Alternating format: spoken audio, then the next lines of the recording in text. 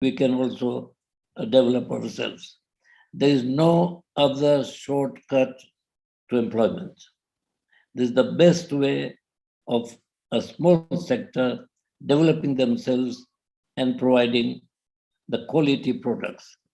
And many a times the quality is not there, but I think that insistence on quality will certainly make a change. So I welcome everybody and let's start the ball rolling. Thank you.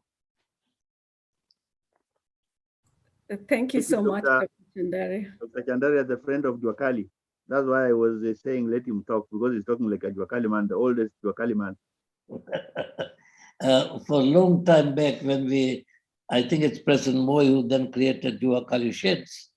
And then I used to ask my company twice in a month or twice in a week to take products over there and see whoever wants to buy it, take from there, so that they do not have to go and run around. And I think it just went on extremely well. But it's not one place.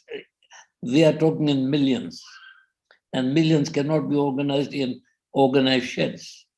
It has to be every place and any place that they can find, they should do it. I sent a clip this morning, though it was in Hindi, to our chairman, Ambassador Hashem. And it is a blind man who started his business and has now got 70 small plants in 15 different states in India. And he employs about 2,000 plus blind people. So I think that there are lots of things we can copy. Even we don't have to invent, just see, copy, bring them back and start. That's very true, Dr. Chandaria. Yeah, sometimes you don't have to invent the wheel, to reinvent the wheel, but to just copy good practices and things which are successful. Engineer Kalomba?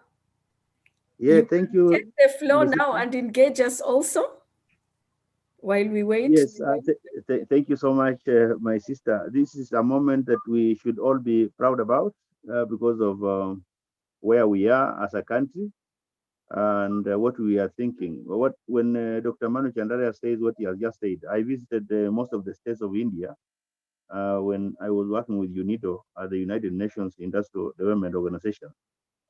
Being the Secretary General of Juakali in the country, I discovered India is moving on small businesses more than big businesses.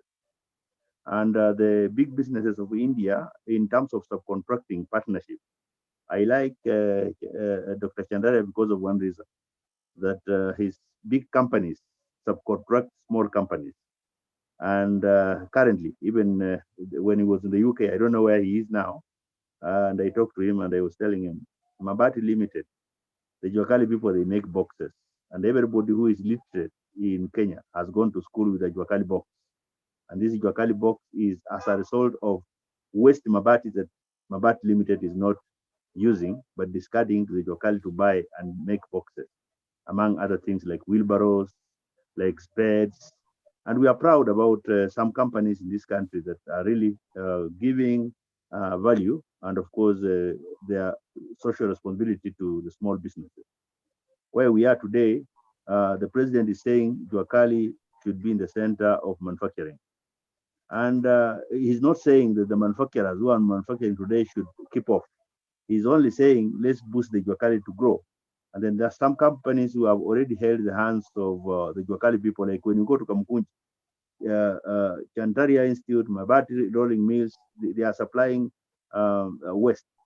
The unfortunate part of it is that the tycoons who go to Mabati and they buy the Mabati, they come and sell the Juakali and they make millions, and the Juakali themselves, they are making meager profit. So we've been following, and I think now from this platform, I'll follow vigorously that Dr. Chandaria, who is a friend of Juakali, makes sure that the Juakali who are doing and using the products from his companies are doing directly to the company procurement. Then they can make profit. Then support the presidential word, so that in Nigeria we say, let's not leave the word of the king to fall to the ground. Because when you leave the word of the king to fall to the ground, then you have ashamed the king. So when the president says, in Vision 2020, President Moi said Juakali will be forerunning towards Vision 2020 in manufacturing. In Vision 2030, the economic pillar, it was being held by the Juakali sector to run the country in the forerunning towards Vision 2030.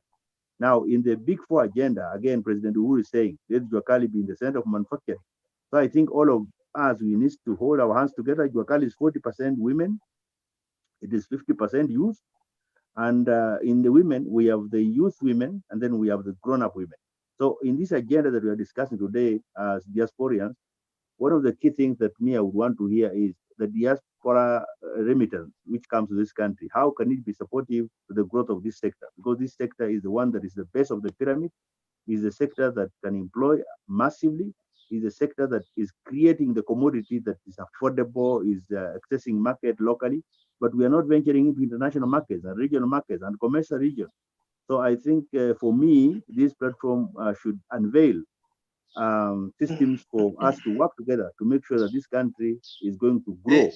Engineer Kalomba. Yes, Daktari. How are you, sir? Thank you, Daktari. Delighted to see everyone who was following offline, but earlier on talked with the elder Dr. Manu. I think in the interest of time, I'm glad to see our co-moderators, Dada Rosemary and Brother Debal. Maybe when they're ready, Sister Rachel could help pray, then the floor is yours. They have the latest program. So the show is yours, ladies and gentlemen. Thank you, Daktari. Yeah, welcome, Dada Rosemary and Debal. We are happy that to have you here as our moderators today. And I believe in 1 minute we shall be starting the official program. So yeah, Rachel, sorry to interrupt. I just wanted to make sure that my audio, I know I'm checking when wageni tayari wameingia, lakini mnanisikia shwari? Unakusikia, it's loud and clear. I'm getting you. Thank well. The people there can also confirm from this side. Yes, we are getting her. Yes, we get you very well. Yes, we get you. How is New York? It must be too early in the morning, Madam Rosemary. Yes, it is. But I mean, you know, this is a service that we are committed to doing. And I'm just so glad to see an esteemed group of guests and my brother Debal here. So we are ready to rock and roll, you know, after prayers. Good. Go ahead, Sister Rachel, with a prayer, then we get started. Yes, okay, let us pray. Father God, we thank you for this day. We thank you for this afternoon. We thank you for whichever time it is around the world, you have brought us together. And we put this noble cause into your hands as we deliberate matters that are really important. We want to welcome you to guide us and lead us. In Jesus' name I've prayed, amen. Amen. Amen. Thank you. So the floor over to the two moderators, Dada Rosemary and Debal. Thank you. Oh, thank you very much. And really a hearty welcome to everybody. My name is Rosemary Musumba, and I work with the United Nations in New York. You know, there are quite a number of webinars that we've done, but basically what we're trying to do is get an esteemed team of people like yourselves to share with the world information that is very helpful. We are talking at a time when we've just concluded 2020, and that is a year that started with its own challenges. You know, touch wood, you know, we are here again in 2021, and I'm so glad to see everybody looking very well. I hope your families are all accounted for. You are well. I can see our senior brother, Manu Chandaria, welcome, and many other esteemed guests that we will be introducing today. My sister there, Sujasa, I want to get that name correctly. Yes, ladies first, so that's why I'm starting with you and our senior brother, Manu. Over to you, Inea. Thank you, Rosemary. And I'm delighted actually that we're having this particular forum this afternoon. Let me also take this opportunity to formally introduce myself. By way of introduction, my name is Dibala Ne. I'm a broadcast journalist here in Kenya. And also, I've been a friend of the Kenya Diaspora Alliance for the longest time. We've been doggedly following conversation over the webinars, various topics that are very engaging, very compelling and riveting. And today also stands out to be a very important topic, especially in these story times that we're living in with the COVID-19 pandemic. And we know the SME sector has been adversely affected by the COVID-19. As we speak, we know many people, they've lost their jobs. Many of the firms have also shut and closed shops. And this has also really tanked the economy in various ways that we're going to see today as we delve deeper into the discussion.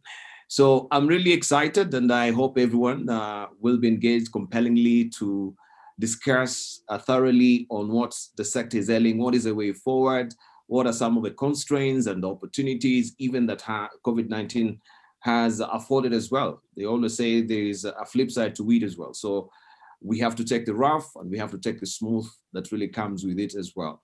So we will be happy that, yes, we be open-minded, and of course we also drill deep and get granular to the issue and discuss. And then at the end of this particular session, we'll try and see, yes, what have we achieved so far? What are some of the recommendations and deliberations going full steam ahead as well? So I'm really excited, and I'm looking forward to all of us participating and engaging in this conversation with our panelists. Rosemary, continue. Thank you very, very much for that introduction. I think without much ado, let's start with the program and allow the global chairperson, Dr. Shem Ochodo, to take the stage. Dr. Ochodo, welcome. Thank you very much, co-moderators. Hi, everyone. We're delighted to have you in the house. We don't take it for granted. Allow me to recognize Madame Dimanche, Chief of Mission, IOM, Dr. Manu Chandaria, a renowned philanthropist and industrialist in Africa, Madame Jemin, Senior Advisor to the Secretary General of Africa Continental Free Trade Agreement, and Mr. Pedro, Program in Charge, FFR, he will be telling us more, or IFAD, and the other eminent colleagues I can't mention all in the interest of time in the house. We don't take it for granted. A matter of just housekeeping, we are recording. We hope nobody has reservation. If you do, you can always side chat one of the co-moderators. Our chief guest is joining us at 4 o'clock. That's the representative of the Minister for Industrialization, Trade and Entrepreneurship Development. That's the Honorable CS, the Deputy Minister, will join at exactly 4 o'clock. In the meantime, we are good to go. The governor of Makueni County, Professor Kibwana, is represented by the Deputy Governor, ably so, being a lady, Honorable Deputy Governor. If you are somewhere and we haven't spotted you, please raise your hand and we'll be sure you are well accommodated. So without much ado, the aspect of micro enterprises, particularly the ones led by women and youth, we think has got great potential for the country going forward, for Africa's transformation and Kenya's transformation for that matter. It's in that regard that we recognize that we must latch it together with the two main things that we believe are going to be game changers for Africa and Kenya. That's diaspora and technovation. So bringing the two together, and we're delighted in this meeting, which maximum we hope will last 3 hours. We're sorry if we are going to overstretch you. We hope we can keep time in the interest of time. But we'll also be hearing from people from the rural villages, what we call in Swahili mama mbogas, ladies who lead businesses in the rural areas. In this case, two areas, Taita Taveta Coast and Kiambu County. So they are on the program. They'll be sharing brief, just 3 minutes. But other than that, we also alive to the fact that because we couldn't fit everybody on board, we not giving sufficient time that we should for all the speakers. So we apologize in advance that what may have been meant to be 10 minutes has been chopped to 8 minutes to accommodate everyone, partly because we found it difficult to say no. Some of the special guests confirmed last minute, and we don't take them for granted. So without much ado, for partly that reason, we're going to have a second twin webinar on 31st March, but also tomorrow, one of our partners, Konza City, the aspect of science parks and techno parks is a major issue, and we have a follow-up webinar. We can share details offline. Other than that, thank you so much. Please feel at home. We look forward to hearing more from the eminent persons in the room. Thank you, Madam Co-Moderator. Over to you. Please feel welcome. Thank you very much. I think the next person to speak is Dr. Manu Chandaria. You have the floor, Dr. Chandaria.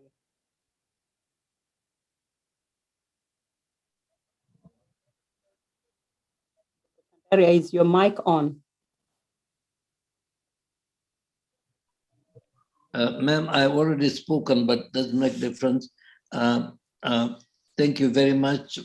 This is the time and a good time to raise this kind of discussions, because the countries in Africa, specifically Kenya and others, are all going through a serious time because of the COVID-19. And because of that, lots of jobs have been lost. And this, again, we have to find out what else they would be doing. Now, I think that no industrialization would really work unless and until the smaller sector starts producing the goods which are required for the larger sector, and at the same time for the consumer sector. So I think that there is a huge possibility that this is the right time that we should be discussing it. Now, free trade between Africa, again, allows us, again, more flexibility for movement of our goods from one country to another country. But the basic idea is the cottage industry from home, one person, two people, three people, four people, but producing something so it could be connected to others. And I think that that's the best way we can solve the situation.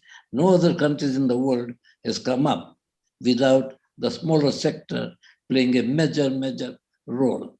Somehow they only set up large institutions, large manufacturing plants, but forgot about what could be done at a very small level. So I think that the cottage industry, the micro industries, these are the places where the occupation and the goods produced will have a market. So I'm so glad that we are at least started in the right direction. Thank you so much.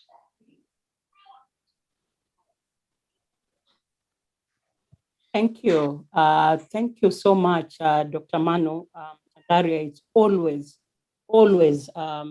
so great to hear you, even if it's just one word. You know, like the last time we had a webinar, you encouraged everybody, instead of dilly-dallying and giving excuses, complaining about the pandemic, you said, just do it. That's what Nike, logo is. But hey, we took up that call for action. Let me introduce, the next guest. I believe she's in the house, Miss Penina N. Murithi from Kiambu County. Penina?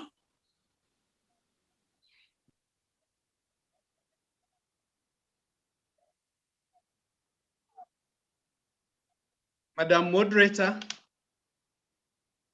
maybe with permission, in the interest of time, we'll check. Yes, if Penina is not in the house, I'm just going with the program that I have in front of me. I think it's really a big honor, to have a representative of the Secretary General of the African Continental Free Trade Agreement. This is the new baby. I do remember participating in a meeting in Niger that put this together. I think when the AU session was held last year. No, this was in 2019, I believe. And of course, it opened its doors in Accra, Ghana, beginning of this year. So this is a really welcome body. Many people have supported it. This is the way to go. So really, could we get the representative of the Secretary General of AFCFTA, please? Hello. I'm sorry, unfortunately, due to internet challenges over here, I won't be able to put the camera on. So to make Please sure go that ahead, Jamila. could We hear appreciate you. Are you in Accra?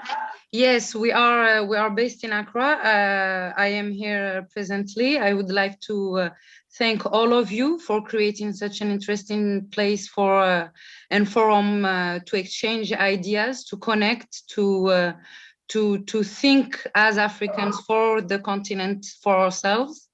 And yes, so I would have a few words to say on behalf of the Secretariat, if you may allow me. And actually it will just maybe reiterate most of what your honorable guests have already said and will say, I'm sure. So in 2020, as a result of the impact of the COVID-19 pandemic, the African countries experienced a sharp economic downturn with major adverse impact on development. Lower commodity prices, the collapse of tourism, a tourism sector that was just getting somewhere, and lower remittances caused a severe and widespread deterioration of our economic situation on the continent. As it turned out, Africa GDP contracted by 3 points last year, the first time it contracts in 27 years.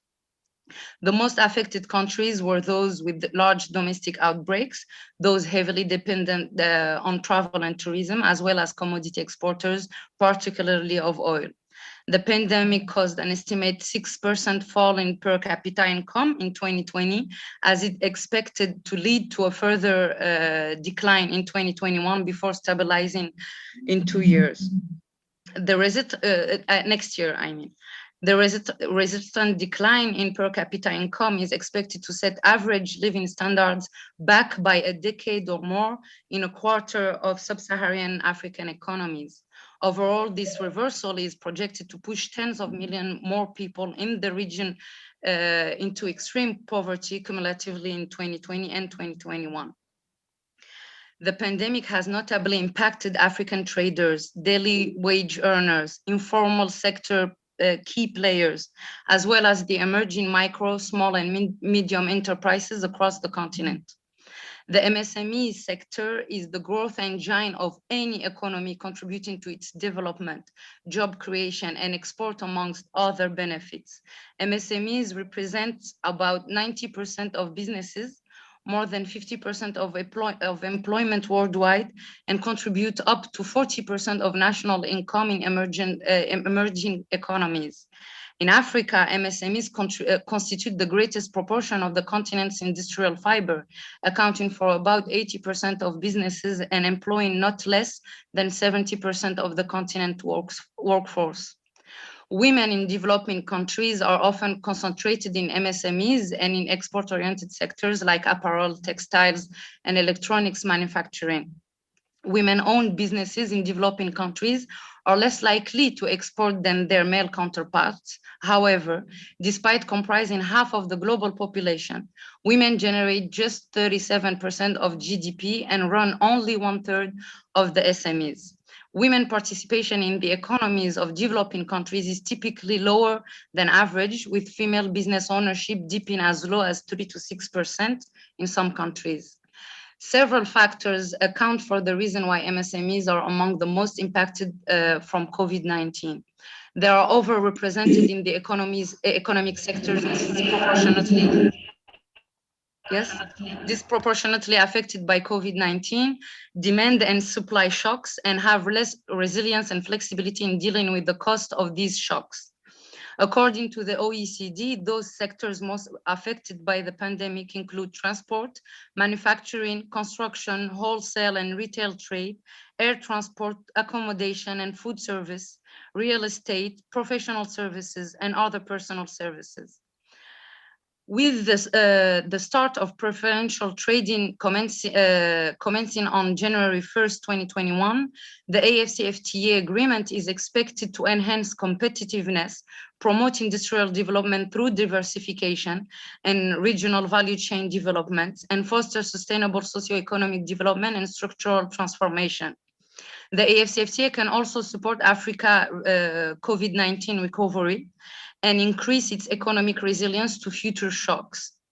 The AFCFTA provides a platform for the integration of MSMEs into the regional, continental, and global economy. Research has, however, found that generally few MSMEs use free trade agreements provisions in general. MSMEs complain that the language is too complex, don't have MSME specific provisions, and the fear of being fined for incorrect use discourage them from attempting to use them. Most prefer to pay any tariffs. Additionally, there is the perception that free trade agreements in general are negotiated from a large firm perspective with little consideration for the positive or negative impact on MSMEs. Let us tell you at the Secretariat that the AFCFTA is almost only about MSMEs. It is therefore critical to unpackage the AFCFTA for them, especially women-led MSMEs, not to only gain understanding on the provision therein the agreement, but also to provide and avail information about the trade facilitations documents, as well as customs procedures, standards, and other regulatory processes that are required to trade across the borders. Without capacity building and training, it will be impossible for MSMEs to trade and take advantage of the AFCFTA opportunities.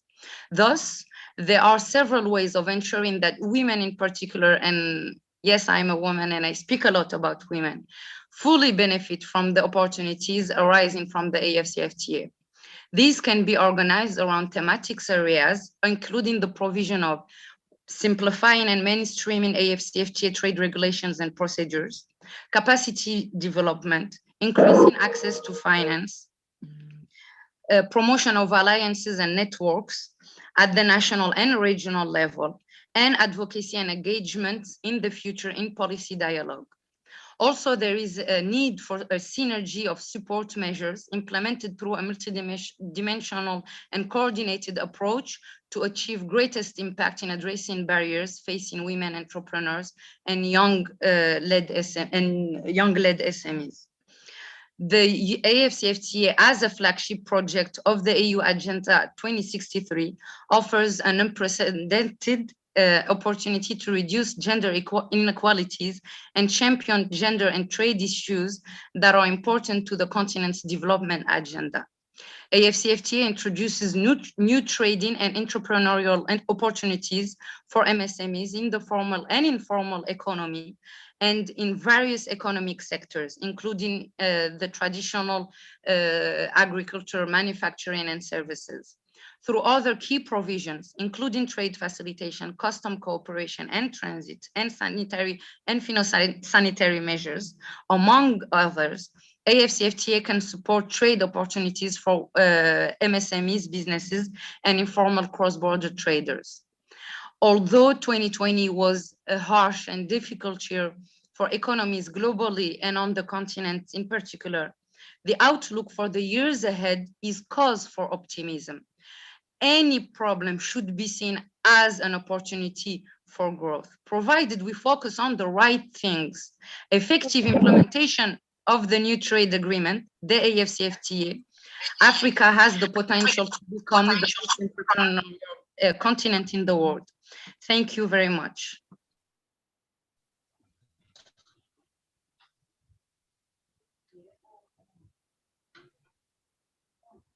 Thank you very much, Jamila.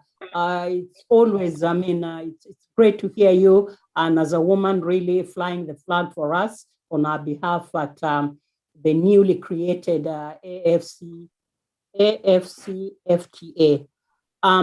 We now have Penina and Murithi from the Kiambu County, who has joined us, and I would really be very appreciative if she can.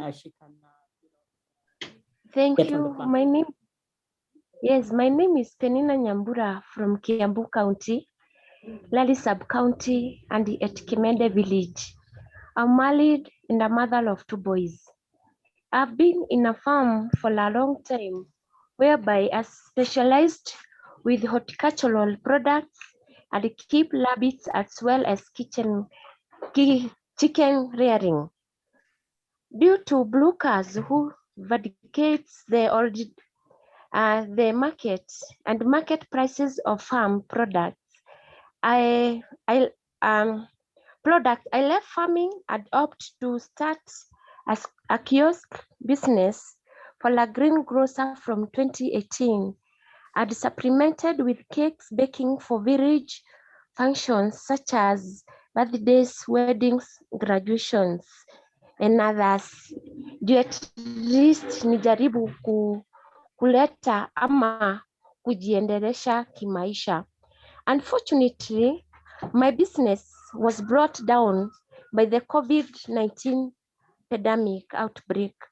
But fortunately enough, I was funded and benefited from the MasterCard and Kenya National Chamber of Commerce, which boosted my business.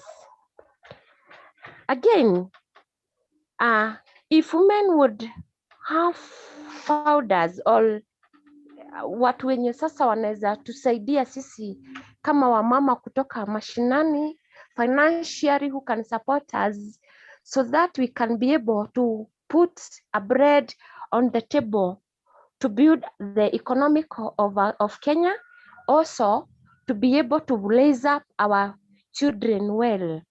We can be very happy. Tunaweza furahia sana kama tunaweza pata mtu at least wa kutusupport financially, atusaidie kifedha, atusaidie at least kutusomesha how to make our businesses expand. Nikimalizia ni ombi langu mimi kama mama kutoka kijijini in the village, that if women would have founders like MasterCards or Kenya National Chamber of Commerce, wenye sasa wanaweza ingilia na wasaidie wamama kama mimi kule mashinani, ili tuweze ama tupate soko ya kuuza mapato zetu ama mazao zetu kutoka kwa shamba. We have a market, ready markets for our farm products. Our value would improve actually. Now, in conclusion, I would say, or it's my argue that all women from rural areas like myself and other women like myself to be supported by founders like Kenya National of Commerce and others, at least so that we can eradicate poverty in Kenya at large. I will also take this opportunity to thank all stakeholders like the Kenya National Chambers who have supported women like myself to make the economy of Kenya grow. So it's my prayer and request that kama kunaweza jitokeza watu wenye wanaweza saidia wamama kama sisi to improve our status, we will be very happy. Asanteni sana. Asante sana Penina, ombi lako limesikika. And just for purposes of translation, I really wanted our international colleagues also to understand the very pertinent message that you gave, the appeal that you gave out there, that, wamama or the small scale SMEs should be supported. So that's an appeal from Kiambu County. Jamila, please take on the baton. If, we can get the small-scale women, micro, being supported in one way or the other.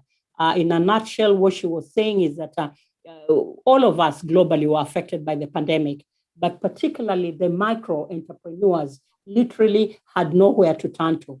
A few agencies came to her aid, but all she's appealing long-term and sustainable if they can be, people of her level can be bailed out. Thank you so much. Over to you, Inea. Right, thank you, Rosemary. And also that moving testimony from Penina as well. That's urgent plea that we know what COVID-19 did, monumentally affecting businesses as far as MSMEs are concerned. And that is just one of a testimony amongst many that people also came to shore up a business in time of need. And that is a gesture that, it is very salutary from those agencies that she mentioned that supported her. We want to move on quickly because of interest of time as well. And if we can hear from our third keynote speaker, if Sharon Dimanche, she's here, or maybe a representative, Ms. Wamboi Kafogo, we can also give you the platform to continue. And this particular speech that we are about to hear is about the regional trade opportunities and prospects in the MSME sector for diaspora and external businesses. We know a lot has really happened, especially beginning January. And as we heard from Jamid, that's yes, from Jamila, that the AFTA, that is the African Free Continental Trade Area, is already in place. We were eagerly waiting for the, most of the African countries to ratify that particular agreement. It was a bit slow off the uptick, but finally we had the requisite numbers, and now we have AFTA in place, and everything is shaking into place right now. But we want to know also, in light of all this that has happened that is good for the continent, then what are some of the constraints and opportunities that comes with it so far? We know with every new product, there are always challenges, there are always, also opportunities that come with it. So we want to explore more to it. And I think when we're talking about regional trade, what are the prospects that we have? What are the doors that can be opened for the diaspora and external businesses as well? So if we do have Sharon Dimanche or the representative, this is your floor. You've got 10 minutes, but now we can reduce that because of interest time to around 8 minutes. Oh my goodness, I hope that 8 minutes will be enough for me to briefly explain what it is that we would really want to present to you in terms of how we can leverage migration for development, and especially looking at opportunities in the MSC sector. So thank you very much for inviting me. I'll try to quickly run this through. My name is Dimanche Sharon. My camera has a bit of an issue here, technical issue with technology. I don't seem to be a technical savvy, but let me try. I hope you can hear me well. Well, we can get you. Can you hear me well? Right. Okay, yes. Thank you. Thanks a lot. My name is Dimanche Sharon, Chief of Mission. I am in Kenya, and my pleasure to be here today. And the topic which I think I'm looking at, according to what I've been informed, is on migration and development prospects and opportunities in the MSME sector. I really wanted us to quickly look at, first of all, for the very first time, I think, in the global development history, we look at global policies where they talk about migration being a key catalyst for development. Before, we would look at migration as a background to or as a lack of development, but now it's considered at the center. If you're talking about development, we cannot leave migration aside. There is a bit of an echo. Okay, now it's gone. Coming to Kenya specifically. Coming to Kenya, if you look at Kenya, we have so many Kenyans living abroad, working as diaspora, and the numbers have steadily increased to 4 million, according to statistics recently from the Kenya National Bureau of Statistics. And we see, I think among countries, Kenya has been the only country within a third country in Africa in terms of remittances inflow of about 3.9 billion in 2020. And according to World Bank, we have seen that Kenya, despite the pandemic of COVID-19, we have maintained the remittances actually have hit up to 2.9 billion in Kenya, despite the COVID pandemic. So this, while it is good, I think we would like to commend the efforts of the diaspora. What can we do? How can we look into the nitty-gritties, understanding why we have actually maintained the remittances up? Perhaps people are sending money informally through a friend, through a sister, through a brother, and not using the formal channels of remittance transfers where we are able to monitor. So we have to look at this in a two-way and be able to see how we can leverage later on our migration for development. Now, coming to the other aspect I wanted to look at, if you have many Kenyans are living abroad, looking at the 4 million numbers that we have recently from the National Statistics Bureau, there are so many drivers of mobility within Kenya. We have issues with demographic pressures. We have, of course, unemployment challenges, lack of decent work opportunities, and of course, political instability, where we have, you've heard of the issues of violent extremism happening. Climate change is one of those areas we cannot forget when it comes to drivers of mobility within Kenya. Globalization, where people have access to information that they can easily connect with friends, with relatives, and be able to move. But also looking at the global skills shortage, where we have inadequate skills on some sectors, such as IT.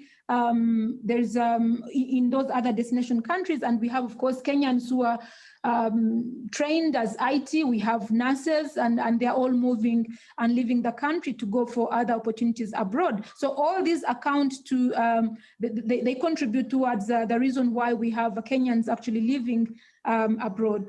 Now, while we have Kenyans living and they're contributing back home, but we also have contribution that we continue to see from the diaspora. And the contribution is, I can categorize this into four main key trends. One, we have the creative use of remittances to assist extended family members and community projects. We have increasingly involving innovative applications of technology, and all these actually are being contributing in the MSME. We have the use of traditional voluntary organization to create identity-based nonprofit and associations that have philanthropic functions. We have a primary focus on health, education, social services, which are all benefiting from the remittance that we are receiving from the diaspora. We have an emergent use of identity-based philanthropic organizations to advance the public policy reforms, especially here in Kenya. All these are contributions from the diaspora, which I think we can tap into if you're looking at those medium, small, and micro enterprises. How can we leverage on all these contributions from the diaspora? Now, while we have all these contributions, I want us to focus more looking at the challenges. What challenges are we facing? How can we increase the opportunities of the diaspora? How can we address those challenges to actually leverage the capacity, leverage the opportunities which are presented by the diaspora, of Kenyan diaspora abroad? And one of the challenges which I'm seeing is the high cost of remittances, transfers back home. If you look at within the SDG, one of the target is to reduce remittances to less than, transfer cost to less than 3%. That means that actually the transfer cost of remittance has been very, very high. And this has been impacting even on all those the small scale, medium enterprises in terms of investing in their existing businesses. So what can we do as different stakeholders to actually help on cutting down the cost of remittances? We have weak structures to inform our Kenyans in the diaspora of investment opportunities. Well, the government has really done quite a lot, which I want to commend the government of Kenya. We have the Ministry of Foreign Affairs that has a very strong diaspora department. We have a strategy on diaspora engagement, but how can we utilize those strategies? How can we engage all the different stakeholders? How can we understand, for instance, the needs of the diaspora first of all, and then build on that to be able to even share more information, let them know about the opportunities back home, which will help increase even the opportunities extended to the MSME. Then there's a challenge on brain drain. Yes, we have people going abroad. We have people contributing to those countries and destination countries. We have even Kenyans, the transit countries, who are still waiting.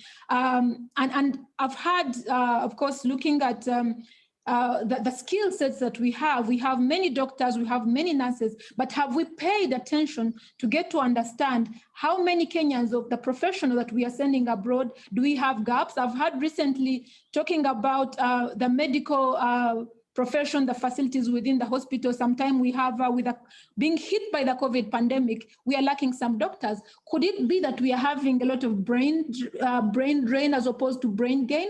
How can we strike that balance? And this, of course, also contributes and impacts on the work of MSMEs in the country in terms of investment. I've seen challenges with the diaspora youth delinked from Kenya due to their lack of attachment to the country when we go, and I think this is not only for Kenyans. It's almost everywhere where there's mistrust, there's distrust, and as we have the youth leave, then the connection back home somehow the divide is like really huge, and they are not able to contribute home. And in the long run, this also impact on the medium, on the small and micro sort of enterprises, because they cannot be as creative, as innovative, and be motivated to invest back home. I'm seeing the skilled and unskilled Kenyan migrant workers exposed to unsuitable working conditions. I'm sure you have all heard of all these reports of our fellow brothers and sisters out there who live and then they are abused, they are exploited.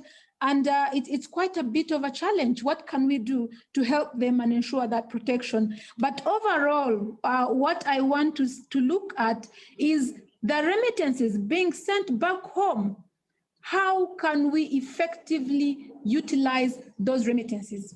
I've had examples where people go, send money back home, maybe for investment, maybe for construction, and then you really work hard. When you come back home, you find that maybe the same little house where your brother, your sister, your grandparents were staying is exactly the same house. Maybe it's now almost collapsing.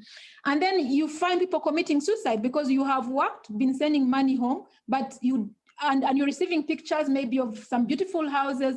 And when actually on the ground, there is nothing. So how can we effectively utilize the remittances that are being transferred back home? I'm looking at also inadequate mechanism of protecting Kenyans in the diaspora. I think we need to look into this. While we commend the government for all these efforts that have been put in place, we need to enhance that capacity in terms of protecting our Kenyan migrant workers abroad so that they can contribute to development back home. Now, I have not lost hope.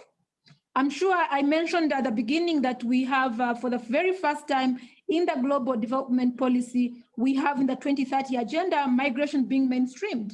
And based on that, we have the Global Compact for Migration. In 2018, for the first time in the history of the UN, we have a large majority of member states converged in their commitment to enhance cooperation on international migration to maximize its benefits while addressing its risks and challenges. And this is some sort of assurance. I have specific objectives within the Global Compact on Migration, which is rooted in the 2030 agenda, especially Goal 10, and looking at addressing inequality, and 10.7 that talks about safe, regular, and responsible migration. So that's the hope that I'm getting, and especially looking at the 3 objectives within the GCM. Objective 18 that emphasizes on investing in skills development and facilitating mutual recognition of skills, qualifications, and competencies. And this is mainly within the micro, small enterprises. They need all these skills. Some of them have worked really hard, maybe as electricians, as in carpentry, if there is lack and they are not certified, so if we have that mutual skills recognition, recognition of prior learning, this will certainly boost the skill set that is required, and we have our Kenyan diaspora being marketed, and they are put at a level where there will be more selling in those other countries. And we have Objective 19 that talks about creating conditions for migrant and diaspora to fully contribute sustainable development in all countries. And lastly, on Objective 20 under GCM talks about promoting faster, safer and cheaper transfer of remittances and foster financial inclusion of migrants. And if you're talking about financial inclusion, then I believe that goes on to even those small scale, medium enterprises, because they need this. We need that financial inclusion for them to look at even other big opportunities to be able to invest and be more productive. Now, I mentioned briefly about the existing initiatives within the government, which have been established, and I'm very happy to see that we are having these discussions now, because that is also another initiative that we don't just look at government. What can we do? What can I do as an individual? Because I believe in collective responsibility, in individual responsibility, to put together our heads and come up with some of those efforts to be able to leverage on the contribution done by the diaspora. We have some efforts as IOM put together, supported the government in diaspora policy. The labor migration policy currently is being tabled to cabinet. And this reflects issues of COVID, the impact of COVID-19, because we have seen many Kenyans, not just Kenyans, all migrant workers suffering. Most of them have been left without any jobs. Their small-scale businesses have collapsed. Recently, I was in Busia, and I saw women who are like crying full and saying how their children are left without food. Others have been divorced because sometimes men, I'm sorry for men who are here, you are living, sometimes the burden to your wives, thinking that they are only ones who can bring food to the table. No, let us face reality. Let us all work together and be able to support each other in bringing up our families. So I've seen women crying and see how can we support them in those small-scale businesses. Others were resorting to irregular migration, to smuggling, because they were being smuggled at the time when the borders were locked down. So I'm very happy to see that now borders are being opened. We have the land borders, and people are able to work in those small-scale businesses to support their families and have children, especially in Kenya now, going back to school. We have the African Institute of Remittances, located in Kenya, which IOM has closely worked with the government of Kenya to establish, and different stakeholders. I believe we can tap into such initiatives to be able to build more capacity of the small-scale micro enterprises to see how can they finance even their existing initiatives, and how can they even build their capacity in terms of financial management. There are some ongoing diaspora investment efforts, which I believe could also be more beneficial in this sort of discussion. And recently, the government of Kenya led a forum. For the very first time, they put together a high-level ministerial forum of labor ministers within Eastern Horn of Africa to discuss issues of protection of migrant workers. And they brought together the 10 countries, 11 countries to discuss, and they've come up with a communique that emphasizes on the need to forge their efforts and come up with harmonization of labor migration laws and consular services. For instance, if we have a Kenyan who is maybe in the Gulf, and we don't have a Kenyan embassy there, how can, let's say, Ugandan consulate be able to assist such Kenyan? So there is that kind of collaboration, and the commitment that I saw from these ministers was very, very encouraging and promising. So if we can tap onto such dialogues which have been established, and they continue to discuss and see how technically, how in a concrete way can they support the Kenyans, but even beyond that, look at even those small-scale businesses which are being undertaken by our migrant workers, can be very helpful to even create more employment opportunities to our youth, but also to the women that usually face the heat of all these, the impact we are facing of the pandemic. And the other point I wanted to look at is mainstreaming of migration into rural area in terms of development. If you're talking about migration and development and looking at it at the national level without going down at the grassroots level, then we are missing the point. We have to make sure that everybody at the county level, maybe in my village down, my grandmother gets to understand in a simple language what migration means. How can we benefit from that? How can we change our attitude? Then that is going to change a lot of things. And lastly, I wanted us to emphasize more on cooperation and collaboration. Now we are talking about small-scale enterprises. We're talking about women. We're talking about youth and being key players in this field. But what is their capacity in terms of cooperation, in terms of collaboration? Usually that's where we have a challenge. And the different areas I wanted us to highlight is, for instance, in banks, in money transfer agencies, in another private sector approaches. What can we do? How can we ensure, for instance, on payment services, looking at business opportunities at both domestic and international levels, they meet the client's expectations and they are affordable, they are speedy, they are safe, they are accessible and convenient by all stakeholders. If this is missing, then there is a problem. And in terms of regulation, would be maybe asking ourselves, who can offer such services I've just broken down across all jurisdictions? What are the requirements? How can we leverage leading positions, maybe even within the existing East Africa on mobile money transfers in terms of transferring funds to finance the existing micro enterprises? I also wanted to look at the payment systems aspect. Payment to the facilitated, to be facilitated, they should be made effective, looking at the infrastructure to build formal ways of transferring funds. As I said, we have remittances going up, but don't you think maybe some other thought, perhaps because there was a lockdown, people could not travel, and then the only option they had was to send money through formal transfer channels. And as a result, they were able to monitor and report, looking at and be able to justify the number of remittances going up. So how can we, I think it's important to carry out a study, but I'm just throwing in out there for us to think about these issues when we are talking about how to effectively manage the remittances. I wanted us to look at the statistical aspect of it as well, like the balance of payment, where we have international transactions must be recorded comprehensively. Sharon, you have about a minute to go. Sorry to interrupt, but you know, we have many guests who are also waiting to speak. Yeah, go ahead. Thank you. This is my very last one. Yeah, so I wanted us to look into, in terms of balance of payment, how can we monitor? We go beyond just looking at remittances being transferred.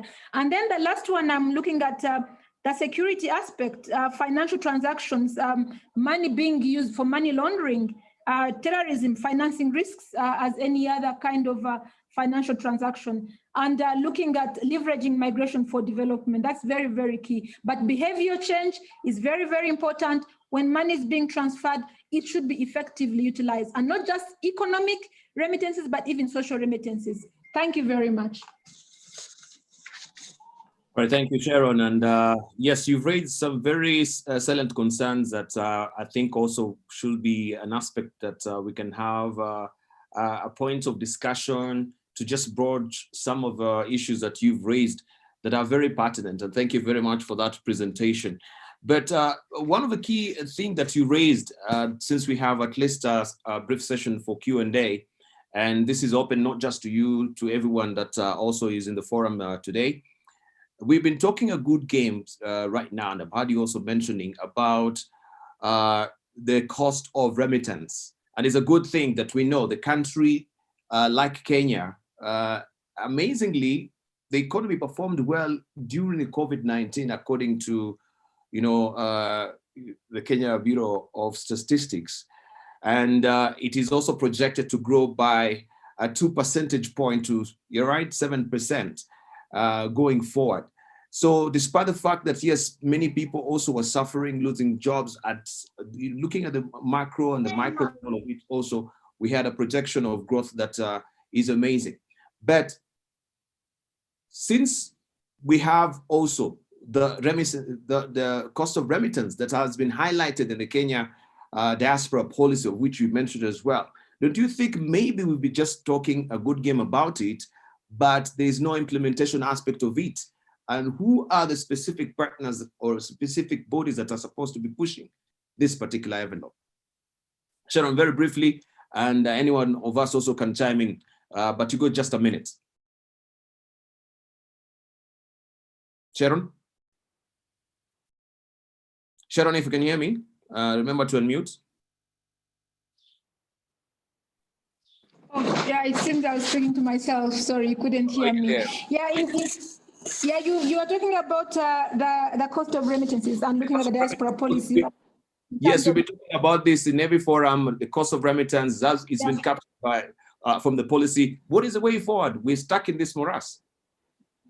Yes, and this is a challenge which I'm posing to all of us here, and which I've been here in Kenya for 1 year now almost, and the same issue which I am raising to the government to see how can we work together to reduce the remittance cost. And one of the initiatives that we have put together is we have guided the government of Kenya to develop a national plan of action to implement the Global Compact on Safe, Regular, and Responsible Migration. It's now a 2-year plan, and one of the issues which they have highlighted is the remittance costs, which should be reduced. And there are some key concrete activities which have been proposed into that plan of action. And the other aspect is to bring in the non-government actors, because I don't think it makes sense to just have the government or to just have the UN without everyone who is here, who is non-UN, who is non-government. We have to look at those concrete interventions, but at the end of it all, look at the benefit, the migrants themselves, the diaspora themselves. How can they be part of these discussions? And the money transfer agencies, because they need to come in. So we have more tailored products, including transfer services for migrants, so they can benefit from that. And lastly, we have established a technical working group on migration and development. This looks at remittance. Yeah, so please, I would like to invite everybody to be a member of this. Until we hear your voices, we hear your recommendations, they will never be implemented. Fantastic. So let's all be a part of this working group to be able to concretely move forward and even monitor. I want us to look at what we have done, look back, evaluate, and see that are we making impact? If we are not, how can we revise and then be able to adjust accordingly and meet the need that we are having now? Thank you. Co-moderator, if I may. Yeah, it seems Sharon really has a very good and very stream of information. Yes, Bonacha, briefly. Just briefly, maybe thanks a lot to Madam Sharon for powerful comments. Some of this will be talked about also by speakers on the row. If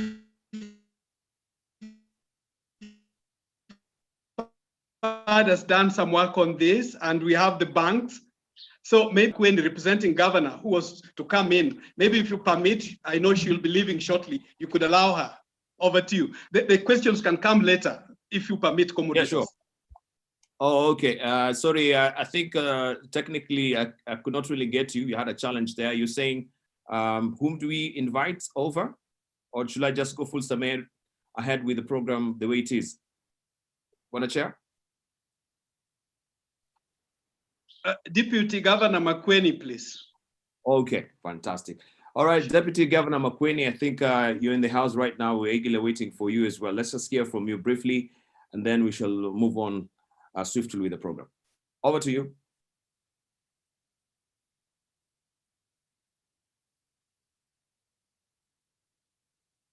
Are you there? Now remember to unmute your mic.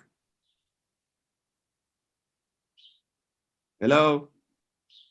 Yes, as we get the Deputy Governor of Makueni, I do remember vividly interfacing with her.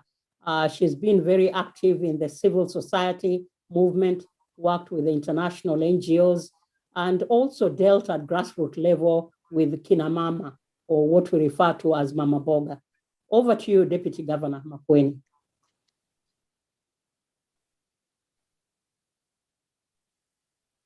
if there's a challenge, co-moderators, you can go to the next speaker as that's sorted out. Good. If we have Henry Githi, so that we can hear from you as well, as we eagerly wait for that technical challenge to be fixed from the Deputy Governor of Makueni. Henry, we want to give you this opportunity, or representative from MCAE Authority.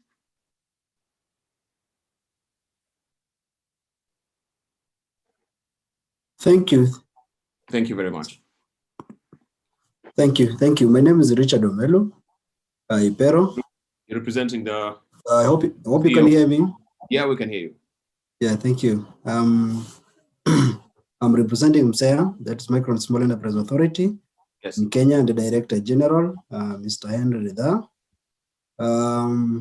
It gives me a lot of pleasure to participate in this forum. Indeed, it's an opportunity to share knowledge in terms of MSMEs, particularly because we're the government agency charged with the responsibility of promoting MSEs in Kenya, among them youth and women, and linking that to leveraging on diaspora in terms of the support that is offered to the MSEs in Kenya. So particularly, for the purpose of this audience, Micro and Small Enterprise Authority is a state agency. We are under the Ministry of Industrialization, Trade, Enterprise Development. And our mission is to facilitate policies and processes that promote development of competitive and sustainable micro and small enterprises in Kenya. Notably, MSMEs in Kenya are generally informal. About 90% of MSMEs are informal. And with that informality, it presents a lot of challenges. And of course, there are also opportunities. So as an authority, we are geared towards formalizing these enterprises with the objective of boosting the economic growth and really making the working conditions better. We also charge the responsibility of increasing compliance. Remember, as I said, most of them are informal, so we have a responsibility as an authority, as a government agency, to increase the level of compliance in terms of labor laws and tax laws. We also have a responsibility to enhance access to markets, to help MSEs increase the access to financing. That, as I'll highlight later on, is a challenge that the MSEs are faced with. We have a responsibility to enhance access to markets, as well as social benefits. So basically, from the Kenyan context, a micro enterprise is a firm that employs about 10 people with a annual turnover or sales of 500,000 Kenya shillings. We also have small enterprises that employ between 10 and more than 10 and 49 people with an annual sales or turnover of between 500,000 and 5 million. We also have medium enterprises that employ between 50 and 99, whose annual turnover is more than 5 million and less than 800 million. So generally, those are the classifications based on the number of persons employed and the annual turnover that the MSMEs are categorized in Kenya. So generally, the contribution of MSMEs to the Kenyan economy is enormous. According to statistics, that is in 2019, the contribution to GDP is about, Kenyan GDP is about 5.4%. The composition of most players in MSMEs are mostly youth, who are about 76%. This is about 40.1 million Kenyans out of a total population of 52. That's a huge population that really feeds into East African community, which has about population of 146 million. COMESA area, which has about 460 million consumers, and Africa at large, that has a population of about 1.3. And therefore, looking at the numbers, we have about 7.4 million MSEs, micro and small enterprises operating in the Republic. Those MSEs are in trade, agribusiness, agriculture, service, manufacturing. About 14.9 million, according to a statistics survey done by KDBS in 2016, about 14.9 MSMEs. This sector contributes significantly to GDP, Kenyan GDP, about 33.8%, with a total contribution to employment of about 83%. So looking at that, it really tells us that MSMEs play a key role in as far as Kenyan growth is concerned. And particularly, we have, mostly we have those in the service industry, which is about 84.5%. We also have players in the manufacturing, which is 11.8, agribusiness, 3.2, and those in mining and construction, 0.5. So mostly we have players who are in service, who provide services to the Kenyan economy at large. And I think at this point, I would also like to highlight that a majority women-led business account for about half of these MSMEs, about 48%, which contribute about 20% to Kenyan GDP. And mostly they're in trade and service sectors, particularly those in catering and service. This sector, just like other sectors, also received its share in terms of the problem that it received a lot of challenges during the COVID time. The exposure to the effects were adverse, as has been highlighted by other speakers.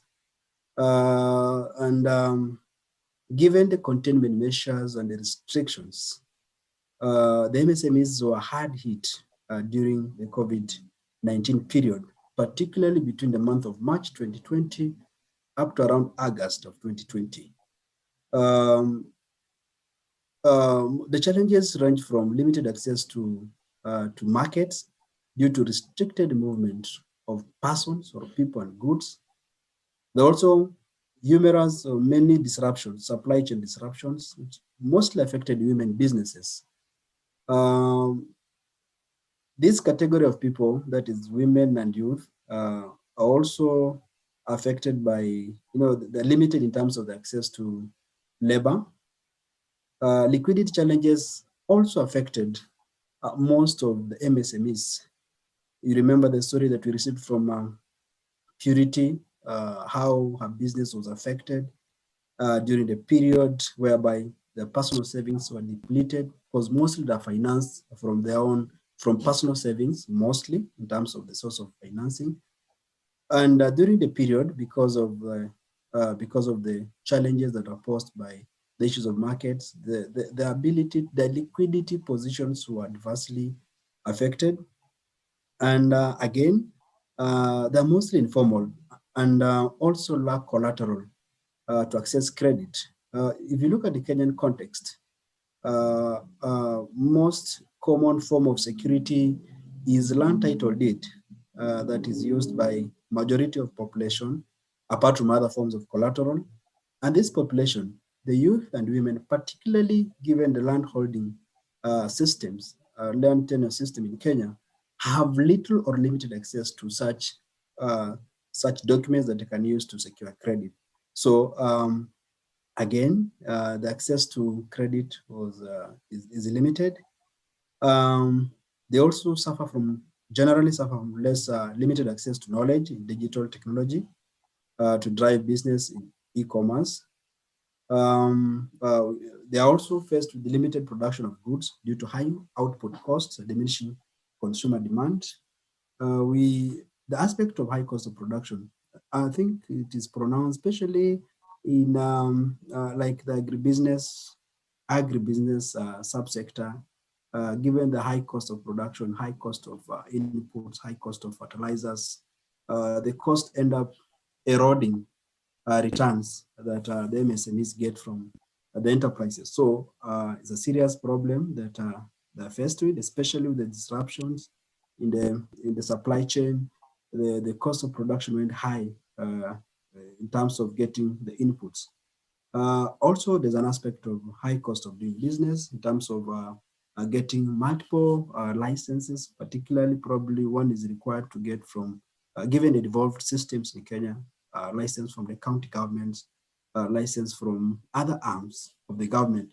So when all these licenses are, when you aggregate all these licenses, it makes the cost of business high. And this, again, given the problems that MSMEs face, it increases the cost of doing business. Mr. Ipero, just to warn you that yes, go ahead. we've got 2 minutes left. Thank you. Sorry, a number of interventions, as that were put by the government in terms of reopening of suspended or closed business markets, sensitization of MSMEs on COVID protocols, aspects of procurement, expediting on payments for MSMEs, that's for pending bills. Quite a number of measures that are, or incentives that the government put in place, aspects of reduction of turnover tax, then from 3 to 1%. I think that was very important. Value added tax from 16 to 14%. And to probably go down straight to positive lessons that we learned from the same in terms of increased use of technology. Will you do that in a minute? Will you do that in a minute, Ipero? Yes, I'm about to finish. All right. So from SAIA's part, I know we have put a number of interventions that we promote MSMEs in terms of business development services that we have in place in terms of increasing access to markets by MSMEs, building capacity through collaborations with other partners. Also, we were providing infrastructures for the MSMEs to use currently. That is at national level and county levels. We are also providing other infrastructures to help the MSMEs. So as I finish up, an aspect of way forward, probably a call to the diaspora is that we are appealing, probably if we can have partnerships between MSEA and the diaspora, provide critical business development services to the youth and women on MSMEs, establishing structured targeted financing. I think mechanisms will be very critical for MSMEs in Kenya. Possibility of having partnership on with MSEA and other agencies to develop platforms to enhance marketing of MSMEs products digitally. I think that would be critical. Also aspects of commitment to procure MSME locally, goods produced locally, and also partnership with local MSMEs between Kenyans in diaspora and Kenyans, especially those who are in production, so that we see an aspect whereby we have Kenyans in diaspora investing or having equity in Kenyan MSMEs. So basically, I think the Kenyans diaspora play a critical role in terms of really having assisting the aspects of liquidity, aspects of market, and aspects of technology transfer. There's an area that you can leverage in terms of really assisting MSMEs to recover from the effects of COVID-19. Thank you so much. Richard Ipero, Director, Strategy Planning and Coordination at MCEA. Thank you for your sentiments. And of course, a strategic partnership is pivotal. And I like the fact that you're reaching out, for partnerships here to work with the authority as well for a seamless, of course, progress of what is happening with our sector and people also who are in the diaspora as well.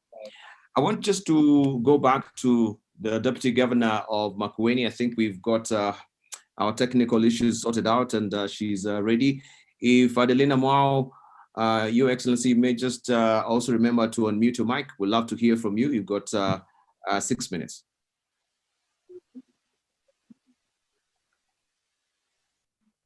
Adelina, remember to unmute your mic, please.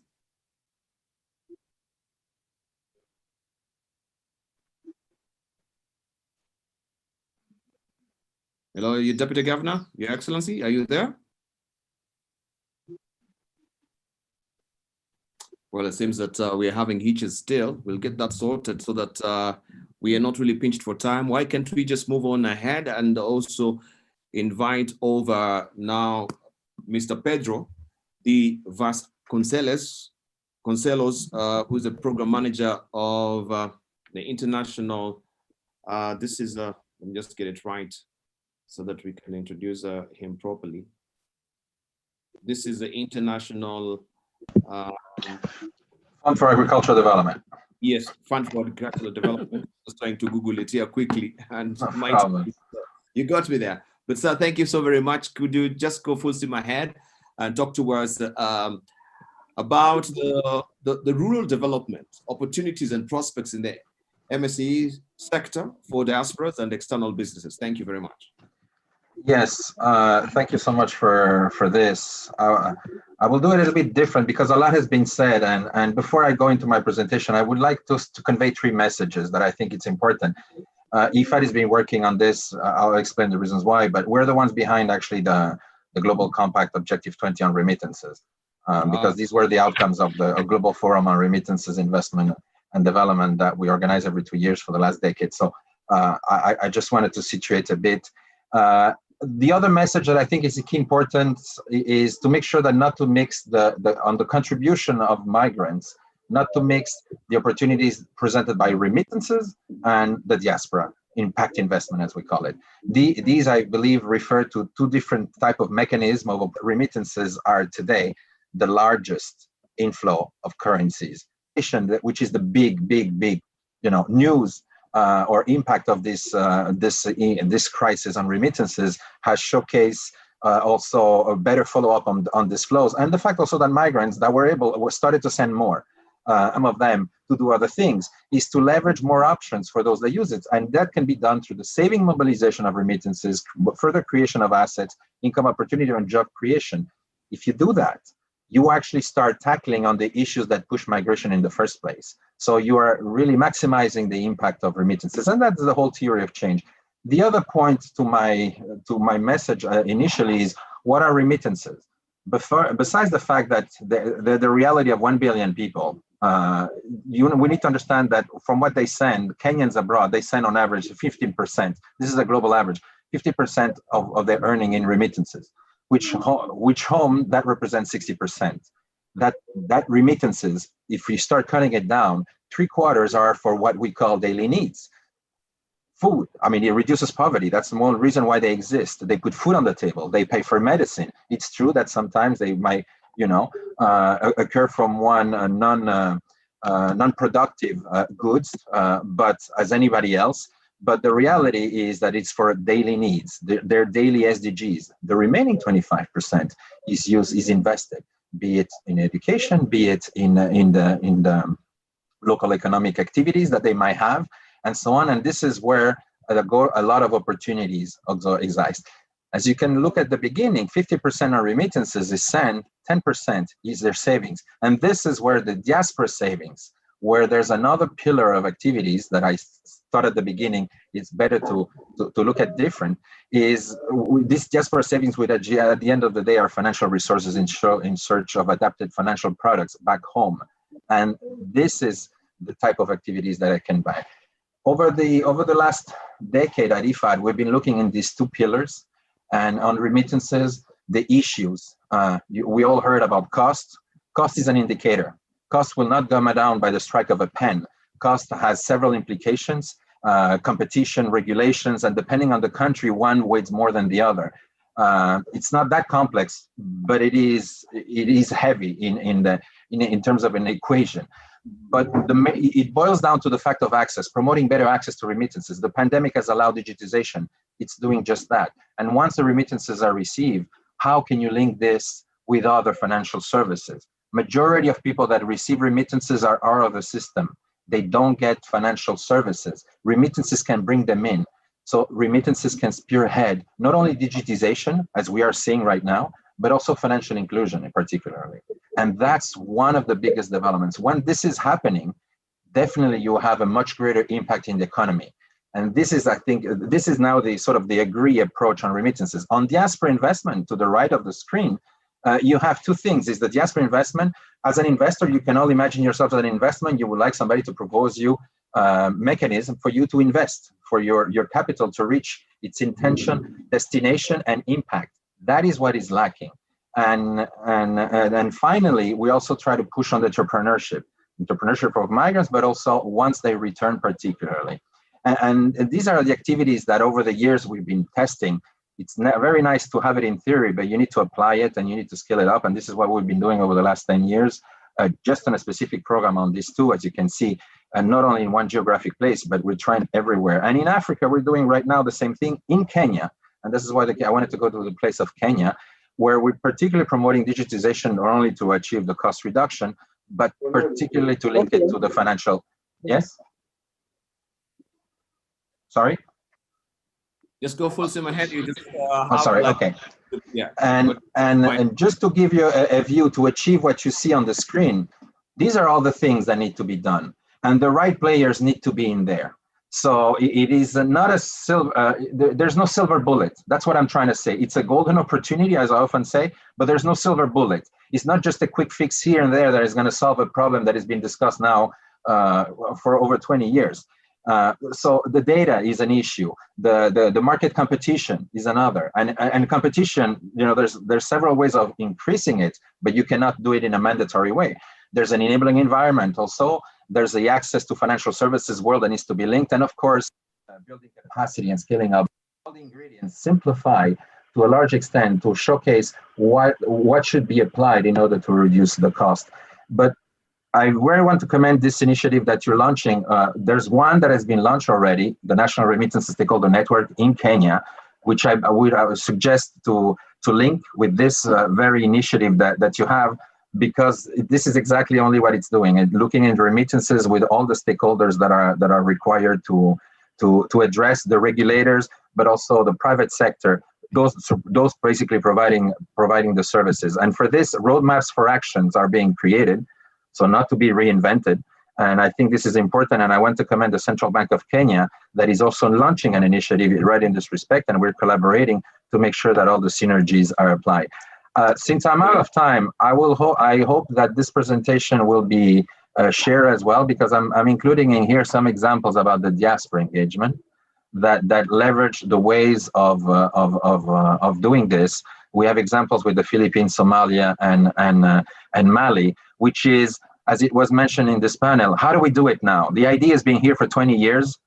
I don't think the wheel should be reinvented. It's how to do it and what partners actually need to be in there that are needed. So I will suggest. I'm sorry that we run out of time. I believe that everybody would have loved to hear actually how to do it, but since we're out of time, I will stop here. Thank you. Thank you. And of course, some of those points that you've raised, I know they'll be piggybacked with some of the panelists or speakers that will speak much into them as well. But nonetheless, thank you also for consenting to share that particular presentation. That will be shared to the rest of the members who are with us today. So we want to go quickly because of interest of time, and hear also from Paul Russo, who's the CEO of the National Bank of Kenya. He'll be looking at the innovative products in the MSME sector for diaspora and foreign businesses. Of course, now we know we're in the fourth industrial revolution, and people are very nimble and agile to change and adapt, and COVID-19 has really shown that all of us, yes, change is the only constant flux that we do have. So we want to welcome Mr. Paul Russo, who is the CEO of the National Bank of Kenya, to just give us this presentation, innovative products in the SME sector for diaspora and foreign business. So if you're around, please kindly take the podium.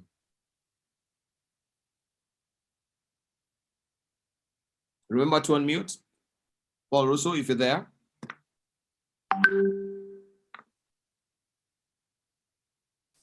Paul Russo? Yes, thank you, Dibal. Oh, Yes. My name is Alice Kimogu, Head of Personal Banking at National Bank. I'm sitting in for our MD, Paul Russo, who had to attend to an urgent meeting. And I bring you greetings from National Bank and the rest of the KCB group. The MSME sector is an important segment for us because of its role in driving economic growth. It is therefore a pleasure to be invited to be part of such an important conversation. Just listening to Penina earlier on from Kiambu County, it actually tells me that this webinar is very timely because we're actually addressing the issue of financing our MSMEs, especially in the space of women and youth. So at National Bank, we pay very close attention to the diaspora community.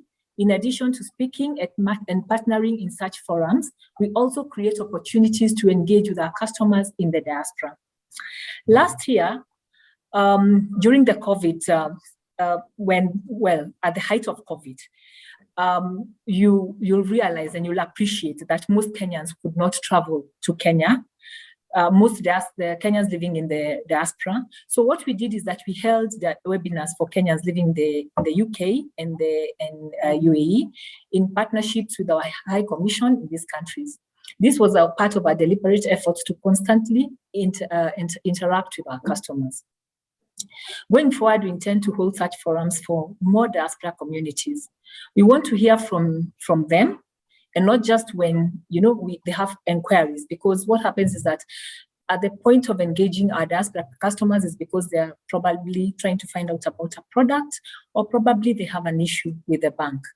So we don't want to use distance as an obstacle of us not keeping them updated with what is happening back home. So MSMEs are typically vulnerable despite their role in creating jobs and wealth and delivering other economic benefits. This is because they have financing challenges, inadequate support from the ecosystem, knowledge and skills gap, among other threats. I think the previous speakers have actually talked about the skills gap that exists in this space. Such challenges have 46% of MSMEs collapsing before their first birthday and 71% going down by their third birthday. And this is according to the Kenya National Bureau of Statistics research. MSMEs have also borne the brunt of COVID-19 and other external shocks. They have suffered more due to the economic slump, supply chain disruptions due to the movement restrictions, and other effects of the pandemic. NBK has been providing relief to customers through repayment moratoriums and extensions. So far, we have restructured loans for 709 customers at a value of 7.8 billion. I know during the COVID period and also post-COVID, most of the customers, most of the MSMEs have been affected. Again, because of the restriction of the movement of goods, but also because there've been a lot of job cuts. So in terms of the purchasing powers of people who actually patronize these businesses, that means that they're not also able to increase their cash flows to be able to sustain their loans in the banks, or even just they are running their businesses effectively. So we've come in to support them by just making sure that we gave them moratoriums, and we also allowed them to restructure or extend their loan tenors. So MSMEs challenges call for end-to-end support in order to enhance their chances of outliving their third anniversaries and beyond. Contrary to popular opinion, financing is not all the MSMEs need. They also need skills, support, and generally conducive environment for doing business. So we at National Bank, we are taking a different, bolder, and innovative approach to support our MSMEs. This is built on many years of empowering MSMEs. It also lends itself to founding mission of NBK just after independence, empowering Kenyans to access financing.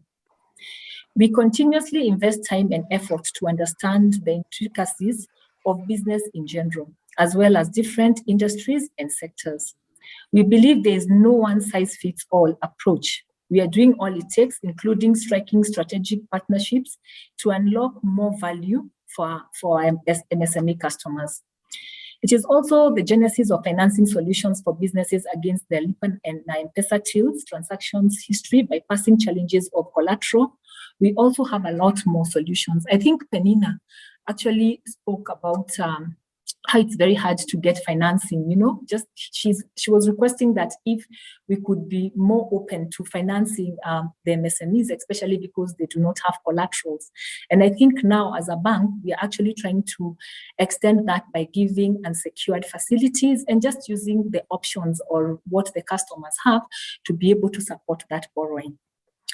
There's also greater need for capacity building among MSMEs to enable them formalize their business operations and management, which provides a good foundation for growth. The bank has been building capacity through workshops and trainings to MSMEs on pertinent business matters such as proper record keeping, tax compliance, business setup, and growth. This is achieved in partnership with subject experts such as Grant Thornton and Deloitte, or as part of the industry-led SME capacity building program.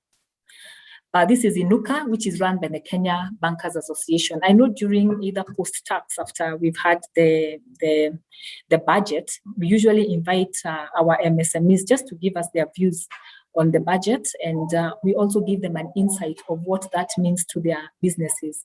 So that is one of the things as a bank, that's one of the key initiatives that we undertake as a bank for our MSME customers. So allow me to briefly describe one of our solutions that cater specifically to businesses owned by women and youth.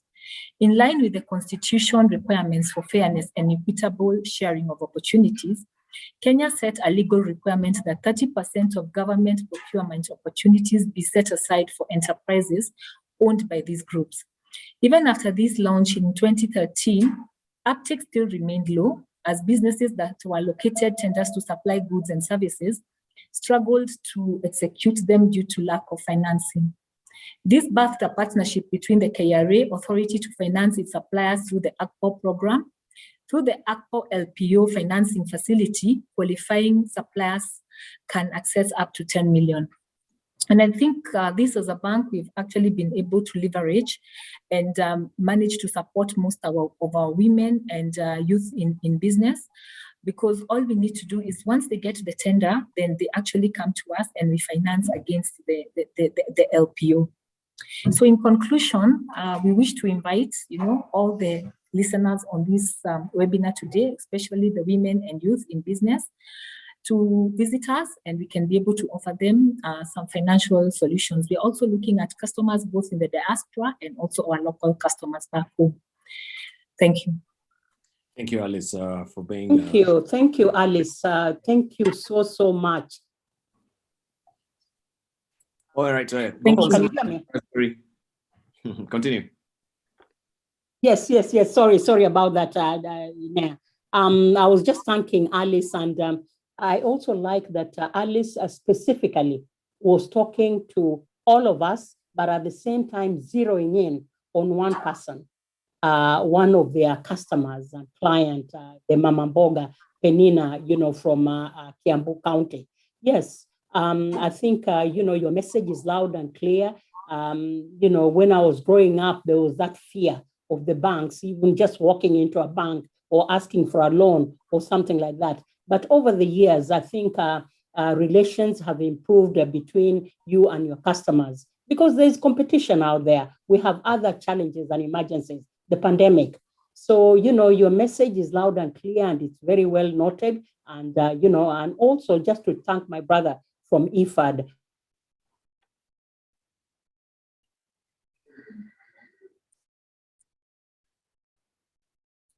All right, I think Rosemary has frozen. Let me just step in and continue. Thank you. She was thanking you actually, Pedro, for the presentation. But I just want to move on and just what Alice had mentioned before. I think it really segues to our next guest and what he's to speak about, because it's all about innovation. It's all about product being nimble and agile and adapting. And we want to listen from Jamal Ismail, who's the Regional Director, East and Central Africa of the Habshale Group.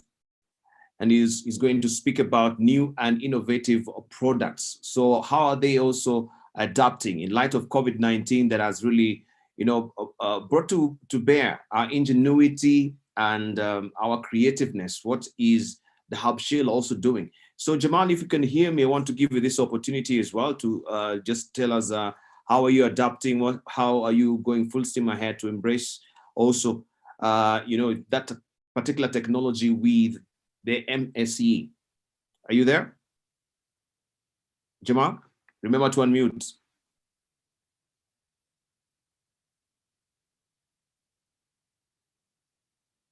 Jamal, can you hear me?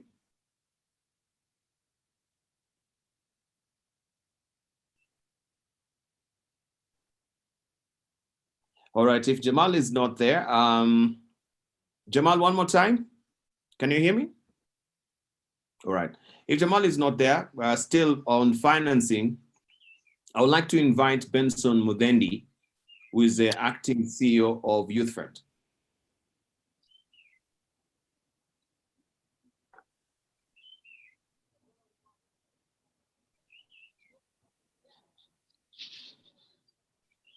Benson Muthendi? Right, seems both of them are not here.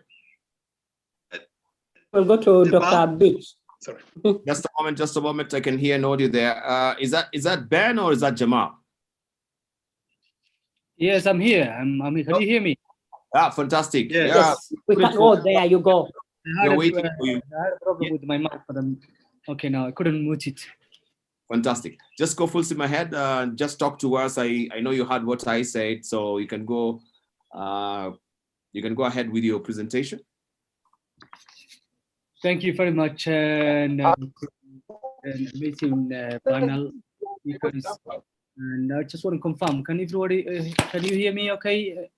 Perfectly. Yes. We get perfectly. Yes, Yeah, we can hear you.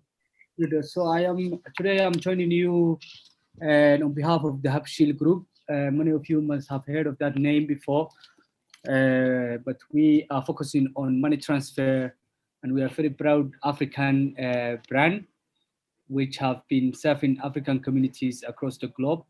And over the years, for over 40 plus years now, we have a very good relationship with the diaspora communities across the continent, and has been a good friend of us, and we have been standing with them for the last few decades. Ours is to make sure we closely work with the diaspora communities to bring money back home and to facilitate that transfer of money, which is definitely an economic lifeline for many of our fellow Africans. It is also an opportunity for many of the diaspora to start and support small businesses, which is basically what we are focusing on here today. Many of the MSMEs and across the continent, particularly in Kenya, receive some kind of funding, or indirectly or directly, through our remittance business. And we are working currently. I've been looking at the numbers, and we have supported and facilitated funds transfer for tens of thousands of Kenyan small businesses, which are run by women and youth mostly.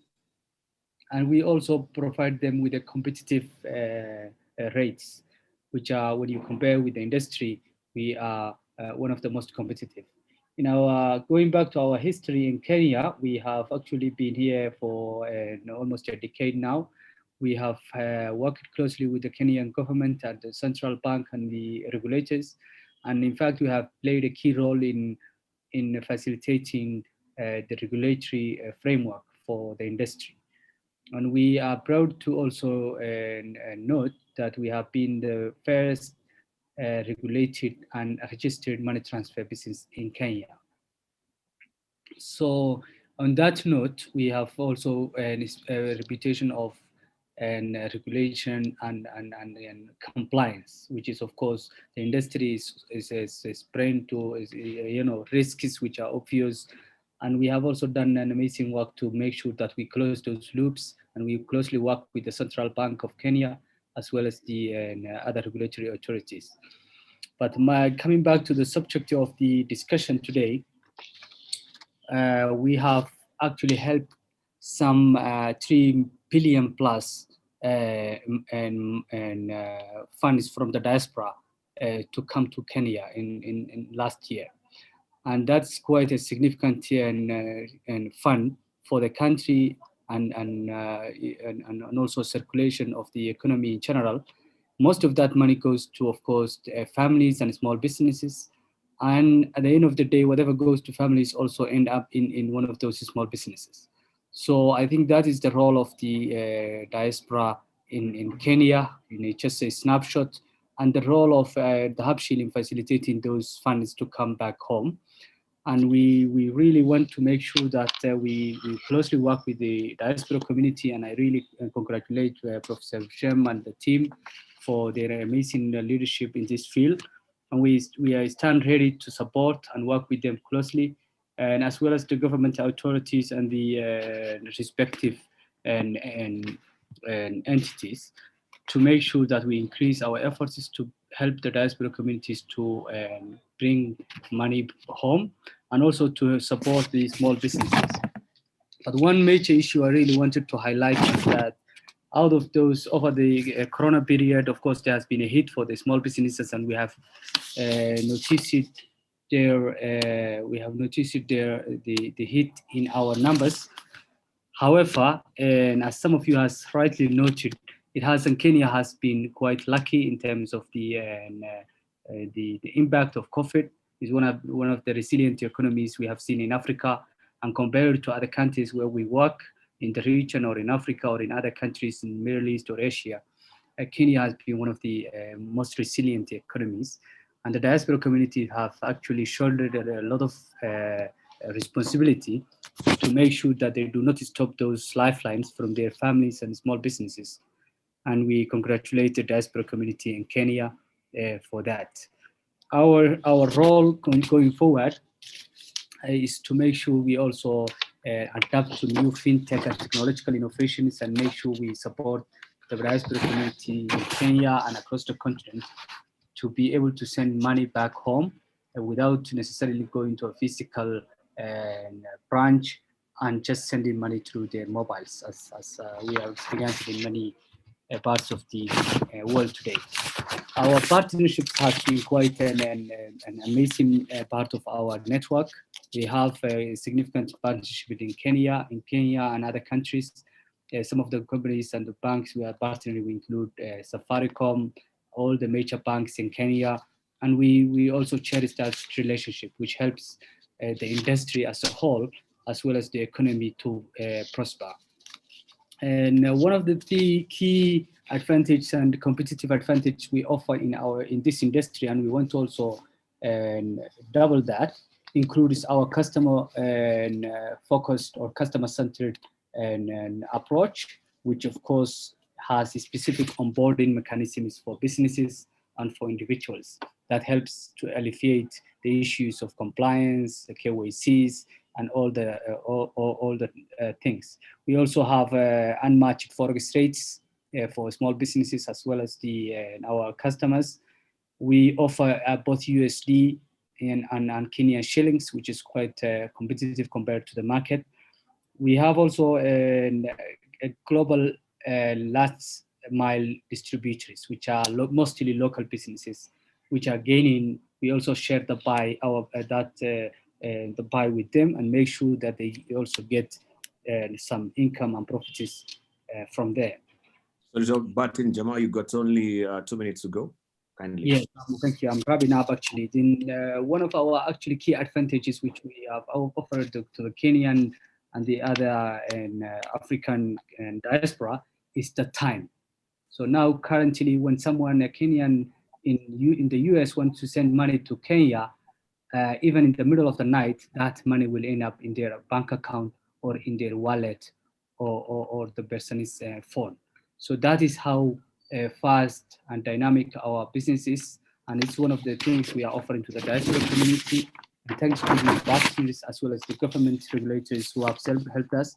But also I don't want to forget our humanitarian aspect of working with refugees, with other partners like UN, Oxfam, IOM, and all the global partners we have to help with communities and the refugees, which also get some significant funds from the diaspora.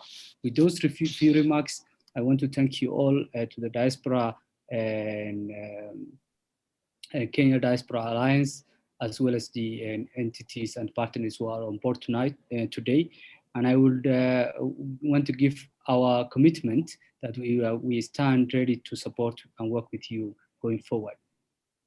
Thank you, Jamal Ismail, for that particular presentation. And also, the commitment that you've showcased as well. We really do appreciate. And right now, I just want to just go back to the program because earlier on, I think the chair had indicated that the keynote speaker will be joining us much later in the course of the program. Given to understand he's around.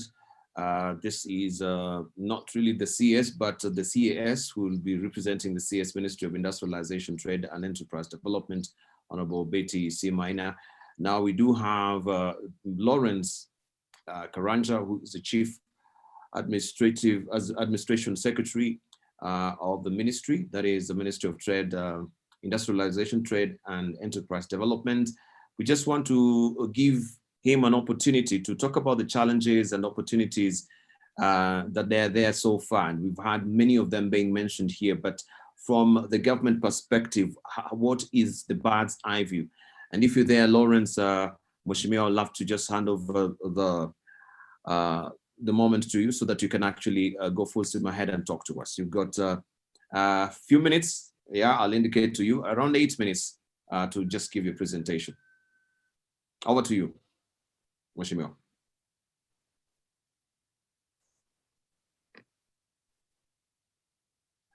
Lawrence, remember to unmute your mic. Remember to unmute your mic. Honorable Karanja, please. Well, it seems he's not, or maybe he's putting his ducks in a row. So let's just give him some a moment. As soon as he's ready, then we'll give him also that opportunity. But right now, just briefly, I wanted to find out if we have Mr. Benson Muthendi before we go to Dr. Malcolm Beach, President Africa Diaspora Business Roundtable. We can hear from Benson Muthendi, who's the acting CEO of Youth Fund, to just talk about the co-financing. Are you there, Benson? Benson?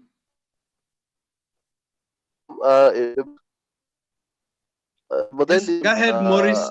I would represent. Good evening. My name is Maurice Ondiek from Youth Enterprise Development Fund. Okay. On behalf of the acting CEO, Benson Muthendi, who was not able to attend this forum because of some urgent engagement, I wish to make a presentation, brief one, because he had given me a very brief presentation on this. We are looking at the young people and diaspora and the post-COVID. We all know that young people form the biggest chunk of the SMEs, and most of the young people were badly affected by the COVID-19 impact of the COVID-19 spread. Some of them lost their businesses, they lost employment, and not only here and also in diaspora. I want to look at it in terms of how can Youth Fund support SMEs, and particularly the co-financing of young people's enterprise during this period of the COVID recovery period. We look at young people in terms of those who are in this, those who are in the country and those who are out of this country. Before they travel, first, most of the Kenyans know maybe they have started, they struggled trying setting up businesses, or they got opportunities to go study abroad, or even just to go and work out of this country. Youth Fund has been playing a role in facilitating people going abroad for employment through a program we call Youth Employment Scheme Abroad, where we prepare them for jobs abroad in terms of capacity building them to be able to make economic impact when they come back into the country. We do train them so that they are able to take up opportunities upon return for those who will come back. And therefore, through that program, we have been able to train over 3,000 last year, young people who have been going abroad for employment, and some have been going for jobs for 2 years, jobs or more. And those will be returning would want to see if actually the knowledge and skills we gave them on enterprise would assist them set up enterprises. Now, for those who have been working abroad. The challenge has been that they would want to make meaningful contribution to the country through enterprise and also through investment in assets that gives them returns. There has been a challenge, like one of the presenters said in the past, that perhaps they fear sending money home and then people take advantage and they lose out. There are also challenges for those young, especially those who are in foreign countries, and perhaps they would want to set up enterprises and they do not have enough capital to start enterprises. The question is, how can they be assisted and yet they're in the diaspora? By Youth Enterprise Fund, we can be able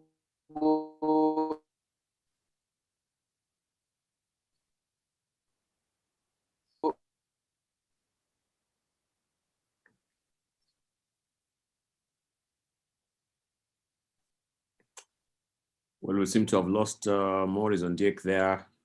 I think issues to do with network.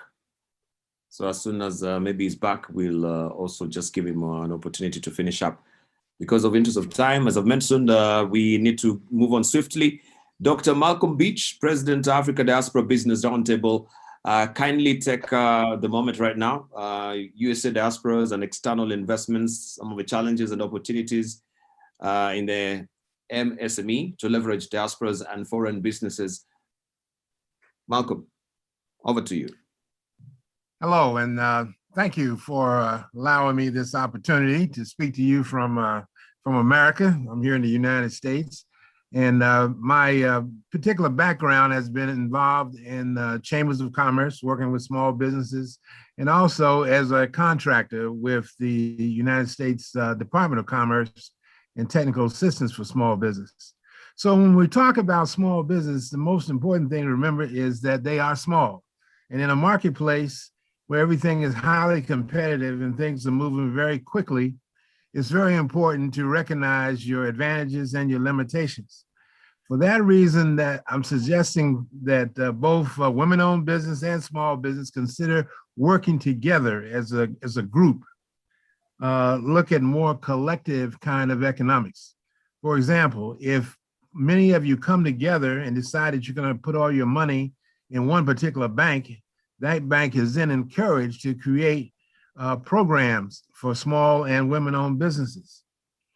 When we talk about contracts, most contracting officials are concerned about their own jobs, and that we're talking about risk.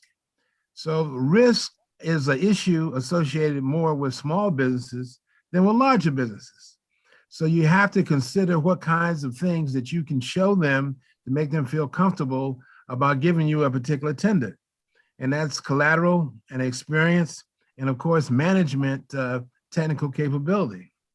When we talk about women-owned businesses, once again, women have a great advantage. Why? Because there's so many of you on both sides of the coin, both in the private sector as well in the entrepreneurship sector. If you work together and have a consideration for your own sisters, you can do a lot more in terms of market share. I mean, that's what we're talking about in business, is market share. How do you get a piece of the pie? And that's what the strategic plans of most business organizations and individual businesses have to focus on. How do they get more market share? When it comes to capital, we're talking about a capitalistic economic system, okay? Land, labor, capital, and entrepreneurship. Those are the four pillars of capitalism. If you don't have all four, you will never be successful in our economic system. I mean, and I want to say that, and it's not impossible to get all four, but you got to focus on it and think about it: land, labor, capital, and entrepreneurship. So small businesses have a great challenge, but small businesses are really the guts of any kind of economy. You know, Africa and many parts of America will not grow without small businesses growing. In America, we're talking about 85% of the economy is supported by small businesses. So no government can afford to develop the economic policy without including small businesses somewhere in the strategy. In Africa, you've got to figure out how do you build small businesses. Some suggestions have been to look at your exports and look at your imports. The competitive advantage you have on imports is that it's your own country, and you know that there's a market base there. So some of your businesses, small businesses and women-owned businesses, could focus on reducing the amount of the country's reliance on imports. There's nothing wrong with that. The government policy should be to favor native entrepreneurs, women and small businesses. So many of your government agencies have to really look inward and ask themselves, do they have such a policy in place? And those of us on the outside of government have to encourage them to put a policy in place. If necessary, we need to write the policy for them so they can have a policy in place. Small businesses won't grow unless we have support from everybody in the community. Women-owned businesses face discrimination because of traditions. You know, traditionally, women have not been allowed to sit at the big table, you know, and it's time now that people realize that without women involved in economic growth, there won't be any economic growth. Women have to sit at the policymaking table, and women have to be included in any kind of strategic plan for growth. So what we're suggesting, at least from the diaspora point of view, is that figure out how to leverage some of the resources from the diaspora to support African economic growth. Many people in the diaspora have available funds, but the question becomes, where do the funds go? You've had discussions this morning about how people send money back to their family members in various communities, and you don't really see the benefit of that when they come to visit. Well, maybe some of us have to come together and develop our own investment vehicles. In Kenya, I was told that, you know, you need about $100,000 to get a particular license from the government to become an official investment vehicle. Well, many of us, both in the diaspora and at home in Kenya, have to figure out how to create those investment vehicles to safeguard the money that the diaspora is willing to invest in the country. When you're dealing with investors, they have more of an appetite for risk than some of the local bankers, okay? Because they're more inclined to want to help small business and women-owned businesses, whereas bankers are inclined to make a profit. That's their number one objective. Don't ever forget that. But investors from the diaspora are willing to take more of a personal concern because they want to see the country grow. They want to see the country stabilize. They want to see the youth and women-owned business have an opportunity to succeed, okay? But there are some things that have to be put in place institutionally. I mean, the laws are already on the books, you know, but we need the policy promotion. We need to have your political leadership as well as the private sector leadership to take a stand and to write out an agenda on how to implement some of these great ideas. We've talked about the problems. Now we've got to talk about solutions. But those are some of the thoughts that we had for you today. Thank you very much for your time. Thank you, Dr. Malcolm Thank Beach. you. Thank you, Dr. Beach. Thank you very much, Dr. Beach. Thank you. Really, you brought up really pertinent questions. Of course, everybody, there are a number of questions coming up and people are asking, you know, who can they partner with? Where can they go for funding, this and that? But we'll get to the Q&As. We want to just go through the list of guests that we have. At least they're sharing with us nuggets of information, which all of us can build on. I mean, they can't exhaustively do that in 8 to 10 minutes, but at least it gives you a gist for who you can reach out to through KDA, the portal, the Kenya Diaspora portal, where you can get all this information immediately after this, and even the recording of this session. So let me introduce the next speaker, who is Honorable Suleiman Shabal, who is the chairperson of Kentrade. Honorable Shabal, if you're available, please. With Madam Moderator. Take it away. Yes. Go ahead. with permission, sometimes it's good to take a short health break. And I know some of our past speakers wanted to recluse themselves. If you permit, just 2 questions could be taken, then we proceed, if you permit. Yeah, go ahead, Dibal, if you have the questions. There are quite a number of questions that came up. In fact, one that really touched me, you know, there are many of them, very, very good, particularly from Florence Otori, who's been asking a number of questions. Let me just take one of them. This was directed at NBK, saying that that presentation by NBK is indeed a breath of fresh air. My concern is that the spread of the bank to the rural areas in the counties is extremely wanting. What plans is the bank putting in place to address this gap? Wanjiko, or the rural woman as we refer to them, needs to access the bank physically, as most of them do not trust or understand internet or m-banking. Internet access is also very limited out there and purchasing bundles. So that's one question from Florence Otori, directed at NBK. And she also has a number of questions. Another question again going to NBK from Annie Njao. As I concur with NBK observation that indeed the MSMEs challenge exceed financing, I'm worried at how lots of interventions are in place for the promotion of women and youth-led owned organizations. Yet very limited observable impact. Where are we getting this whole thing wrong? Let me stop there. Dibal, if you have any more questions, I think we were just going to share a few questions so that people can crunch them and then get to talk about them. Dr. Cholo, Moderator, if you permit. Yes. As Dibal comes in, Florence is a regional manager for Kenya Revenue Authority, so it's pretty senior. We're delighted to engage. Allow me also to acknowledge the presence of Madam Rose in charge of Inua Dada at Stanbic Bank. We acknowledge their presence. They may not be able to shout out, but yes, over to you, Debal. Thanks, moderator. Okay, well, just to read some of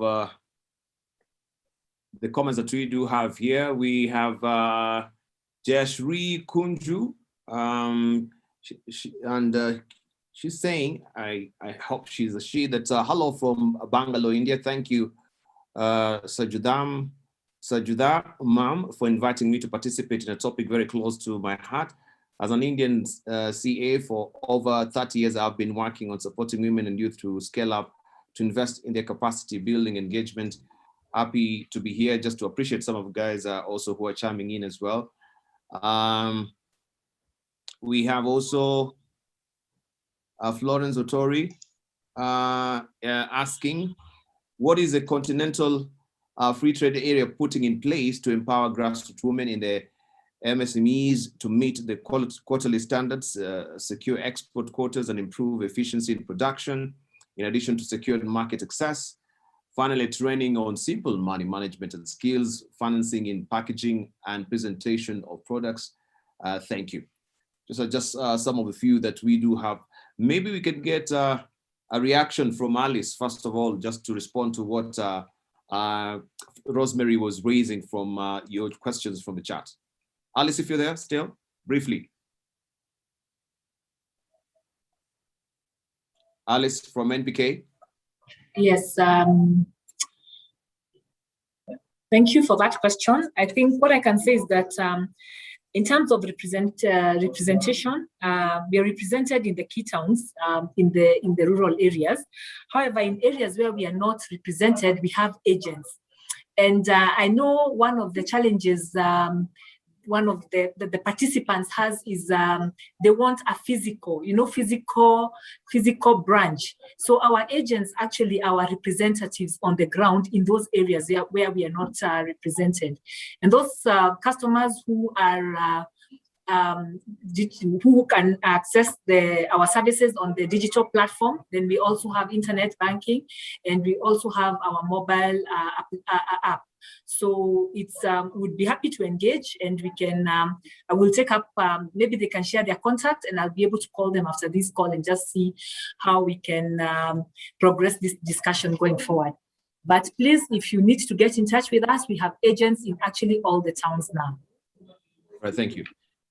Well, I'll be remiss if I don't also invite over Lawrence, the CS, who is supposed to be also a keynote speaker today, and to just take that particular question of the free trade area, because we know even recently that we had the Kenya-UK agreement, that is economic partnership agreements as well, after what we've been talking about, and we had also Sharon also mentioning a bit of it.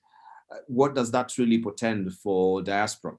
So I want to just, if he's around and maybe the technical challenges are sorted, that would be nice to just invite him over to talk to us. Lawrence, if you're there, Mr. Lawrence Karanja.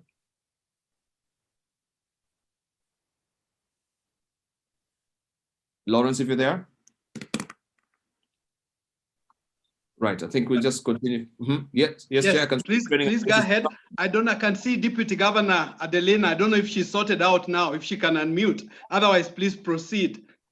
Okay, yes, Adelina, also if your County is sorted out, it would be nice to hear from you briefly. Adelina? Agneta, maybe not. Please go ahead. Then rural Makweni. So this is probably infrastructural challenge, but please go ahead with the next speaker. Fantastic. Thank you so much.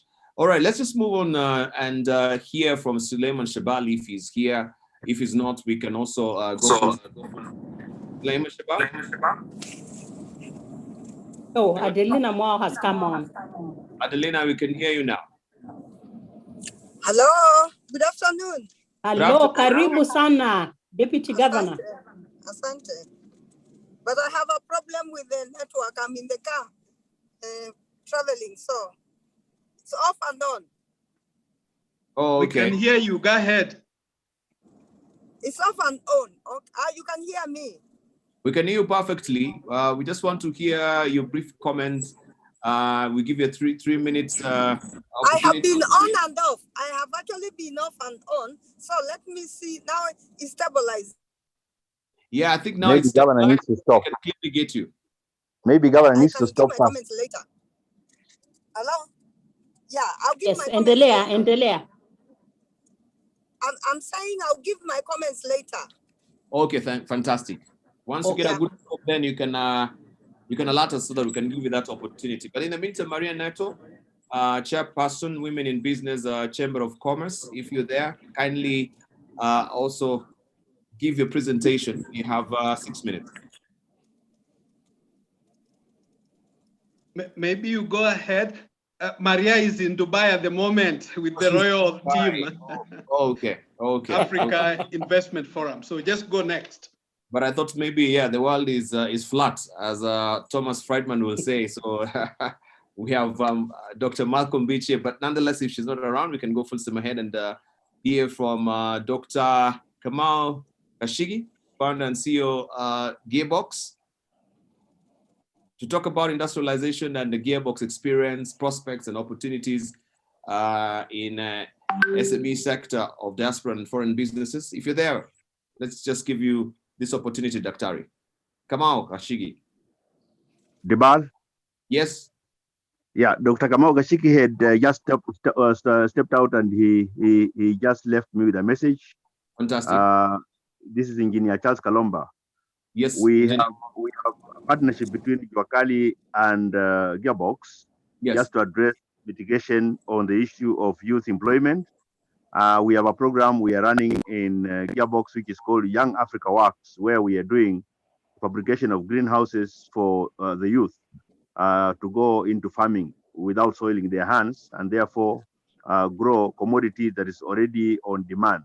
And then we're coming up with the support to the same to make sure that there'll be a comprehensive value addition. This is a program that is being supported by MasterCard and KCB Foundation. And Dr. Kamau Kashigi was loaded to come and say much on this.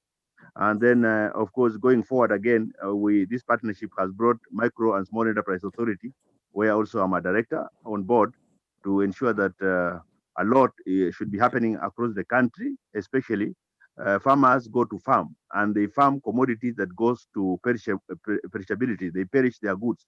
So we have projects which are being held by the national government at the county level, where again Gearbox and Juakali we are partnering. This is with Musea, where we have cold storage facilities in Timau for potato, Irish potato, and in Kisi for indigenous vegetable and banana, and in Nyandarua for potato again. And it will be a project that will be replicated across the country in areas where farmers are farming. And of course, we want to entice now the youth to move closer to the projects to be able to do value addition. And one of the things that Dr. Kamau Kanshiki wanted to say was, how do we then get the diasporas supporting this project and linking up the products from these projects into the market internationally? And of course, there are facilities that we want to get offshore. How do we get those facilities bulk using the diasporas who are our own, and they know what we want and they know what we need and they want to support back home here. So I think this is what I wanted to say about Dr. Kamau Gashigi. And if there'll be a space for a presentation for Juakali, then I will wrap up the rest of the things. Thank you very much. Now that you're on it, Engineer Charles Kalomba, I think you can actually just continue with your presentation so that we wrap up on it in a few minutes. Thank you very much. Thank you very much, Bwana Dibal. One of the things that has been a headache in this country is that the country is manufacturing lower than we are supposed to be manufacturing. And because the country is not manufacturing commodities that are going into the region, into the commercial, and into the international market, we've continued to suffer as a nation. So employment has been a challenge. One of the things that we are suffering from is the outlet for Kenyan commodity in the international market. And we are looking at the Kenyans in diaspora to be able to support by way of opening even outlets, shops or supermarkets in international, wherever they are, to open supermarkets that are going to be Kenyan supermarkets in those areas, so that the commodity that is coming from Kenya, call it, is it leather products, is it textile products, should be able to land into those markets, and our Kenyans in diaspora can be able to support us to link them into the market. Juakali has been supported, especially politically, by the president saying Juakali should be in the center of manufacturing. And that's what brings us closer to Gearbox, because the Gearbox has the capacity to make any kind of machine. It's a Kenyan institution, which is a Pan-African institution that has linkages across Africa and across the globe. So we've moved together, we've done an MOU with Gearbox to make sure that Juakali will be supported to become to the global practice of doing things. Now, financially, as Juakali, we have a SACCO, which is starting from the grassroots. We have all the associations in Kenya, Juakali associations. They have a SACCO that they have already formed, sub-county SACCOs and county SACCOs. Then we have a national SACCO. And one of the things why we are doing this, we want to do what we call offshore borrowing, so that we can do financial independence to the sector, so that people can borrow affordably. Every time we have gone to the bank, and I like when the National Bank was giving a presentation, the issue of risk averse has been to all the mouth of all the banks. When you go to the bank, when you are a Juakali man or a small business, the risk averse component is the one that begins first. So borrowing without collateral has been a challenge in this country, and that's why the Juakali sector fronted and pushed an agenda where the bureau for to assess them, the bureau to assess the MSE to be able to borrow was necessary. So the next one is establishment of the MSE Diaspora Bank. We're talking about if we have our SACCO linked to an MSE Diaspora Bank, then all the people in diaspora, when they want to remit, because the remittance means money, when they want to remit their money, they will find a bank in Kenya called the MSE Bank, where the MSE can go and borrow affordably, because all the banks in Kenya, they are regulated by the central bank, so they cannot do anything that is outside the policy of the limit what they have been regulated to do. And of course, we want to focus on the MSE development, and we want the Kenyans in diaspora to take keen interest on this. Then skill and prior learning assessment and certification, and ISO skill certification. This is another area that we are really engaging with the National Industrial Training Authority, and of course the Juakali and other partners, to make sure that the Kenyans in, of course, the Juakali sector which is a sector that many people don't understand even what the meaning of jua kali. When you ask people what is the meaning of jua kali, they tell you it's hot sun, whereas it is not. It is absolutely not hot sun. It is jua means no, which is knowledge. Kali means sharp. So jua kali people are sharp knowledge, people who don't read the books and they do what the book is saying. So what we are saying here is that the diasporas should now look at the jua kali and demystify the jua kali system so that they can be able to support the jua kali in terms of partnership. Another thing that we want the diaspora to be keen on, jua kali sector, the Kenya National Federation of Jua Kali has brought Kenya Medical Research Institution, which is KEMRI, and National Commission for Science and Technology, and then Herbalist and National Research Fund into a partnership to be able to address the issues of indigenous knowledge in Kenya, because we have our indigenous doctors, people who have knowledge to use the herbs and treat people, but we have not taken a keen interest on them to make sure that the herbs in Kenya, which is highly medicinal, can find roots into helping us so that we can also mitigate the budget on health. One of the things that we have done as a partnership, we are addressing the issues of COVID, we are addressing the issues on cancer and all the challenges that are going to really challenge us. Then support to import, we want the Kenyan diaspora to support us to import simple technologies that can map us into the area of cottage industry. When Dr. Manu Chandaria was talking in the morning, he was talking about India. And when I was in India, I found that the small business are the one pushing the economy of India in terms of cottage industry. I'm chairing, Bonadibala, I'm chairing the cotton revitalization agenda for 14 counties in the Lake Economic Bloc. And one of the things that has not helped this country is that cotton has been anchoring on monopoly. So you find that cotton, which is harvested alongside the lake region, is exported to very far region for ginning. So separation of the seeds and the cake and the oil and everything becomes a challenge, so that the farmers have remained poor forever. So this is an area that we want to mitigate, and we are working with the Kisumu County, we are working with the Homa Bay and Migori County and Siaya County and Kakamega to make sure that we shall have simple machines made by jua kali. And this is an area that we want to appeal to the Kenyans in diaspora. While they are there, they know the technologies that may be needed to support certain value chains in this country. And that, therefore, then through tear down and reverse engineering, we shall be able to get simple machines in this country to be able to support value chains. So that you look at banana in the Philippines, the stem, banana stem is food, because they make, they decorticate banana stem and they get fiber, which is, of course, in Kenya, we need fiber for elongating our women's hair. And then there is the cake that they make eateries from the cake, banana stem. But here we take the banana stem, we give to cows, and then the cows, they dilute their milk. And then when we get the milk, we are complaining. So one of the things that we want to focus on is the value chain, agricultural value chain. We look at all the agricultural value chains and place them into cottage industry manufacturing, and we get the youth involving into the same with this. Lastly, partnership in building the pension scheme. In the jua kali sector, we have a pension scheme, so that when the jua kali people retire, they should fall into a retirement that is really comfortable. So we would want the Kenyans in diaspora, again, to find room, to have interest to partner with us with simple solutions that will bring this country going forward, because this is the sector that in the Vision 2020, we place this sector as forerunners towards Vision 2020 with President Moi. In Vision 2030, we placed the sector to be forerunning with President Kibaki.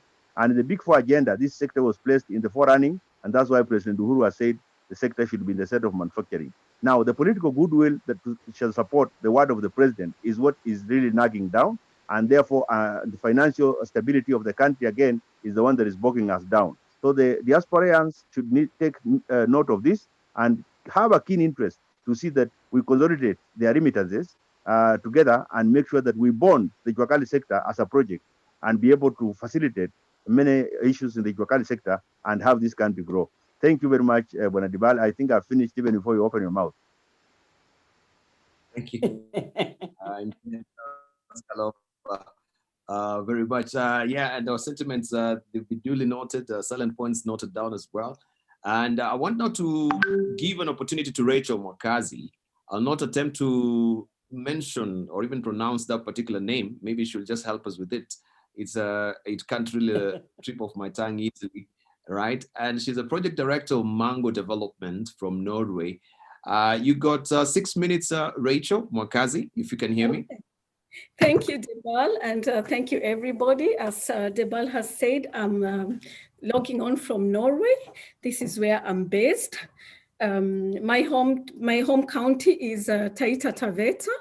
And I just want to thank Engineer Kalomba, what he has said. Okay, I think I've been living in assumptions. I must admit, one thing I've learned today is the true meaning of Jua Kali. I always assumed that it is related to hardworking people sitting under the hot sun in Kenya, but he has corrected my thinking.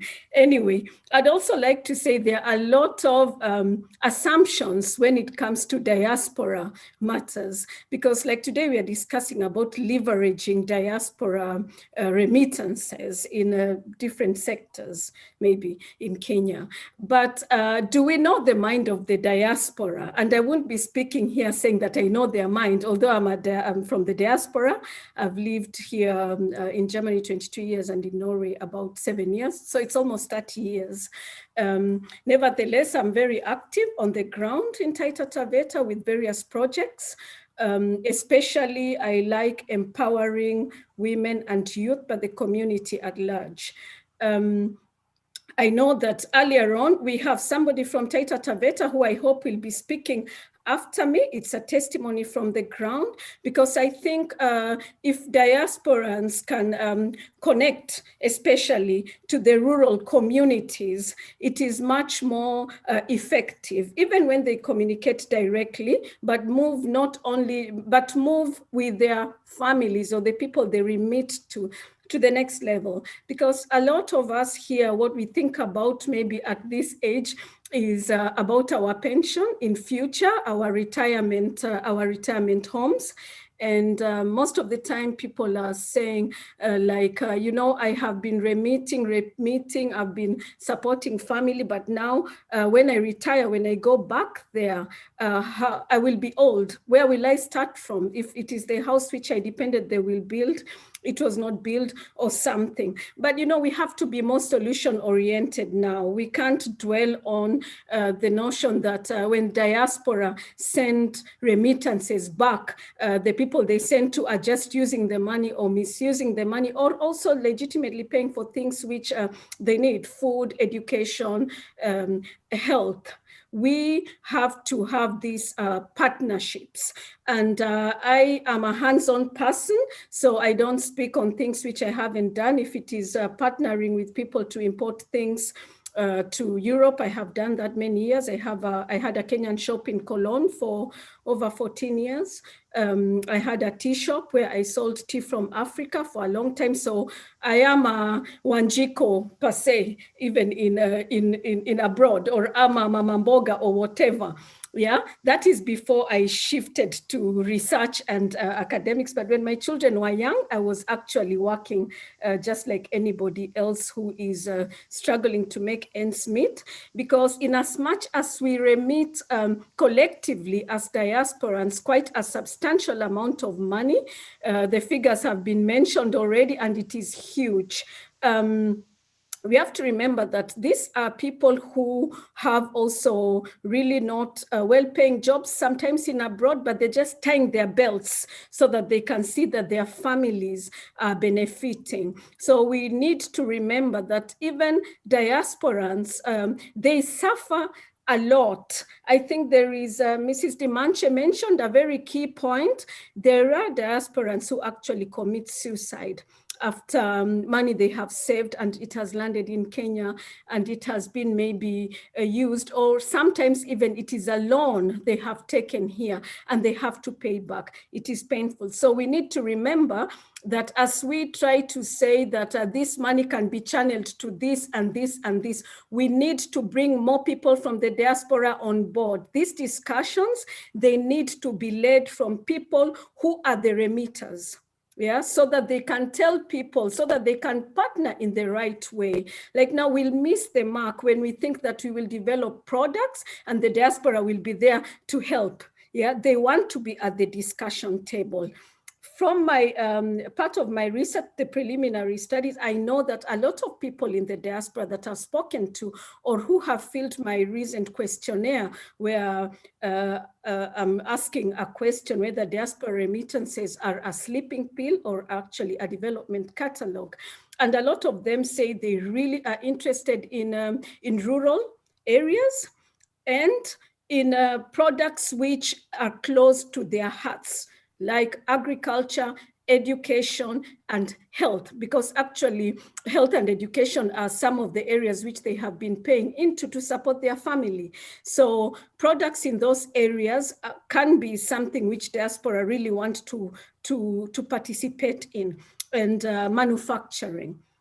I think if I continue speaking, I have so much that I can say, and I don't want to finish the time. And in the interest of time, because I have partnered with my mother, my sister-in-law, and people down there in manufacturing. And what we could do as diaspora, for example, is that I was able to help them to put up a facility where they can produce soap, where they can produce serums, which for me, I love farming. So they take products from the farm and add value. So I won't speak for that. I have Mrs. Nancy Mwainge here from Taita Taveta. She's in the program. She's supposed to give her testimonial. So let me just call her to speak right now. And then, yeah, in the interest of time. Yeah, that's wonderful. That's wonderful, Rachel. Asante sana, Rachel. I mean, it's really always great to hear you talk.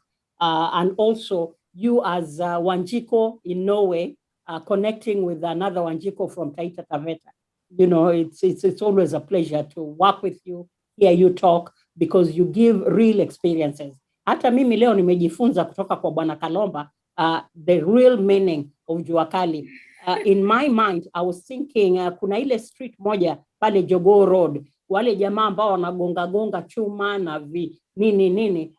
You know, I wasn't thinking the way he really succinctly put it together for us.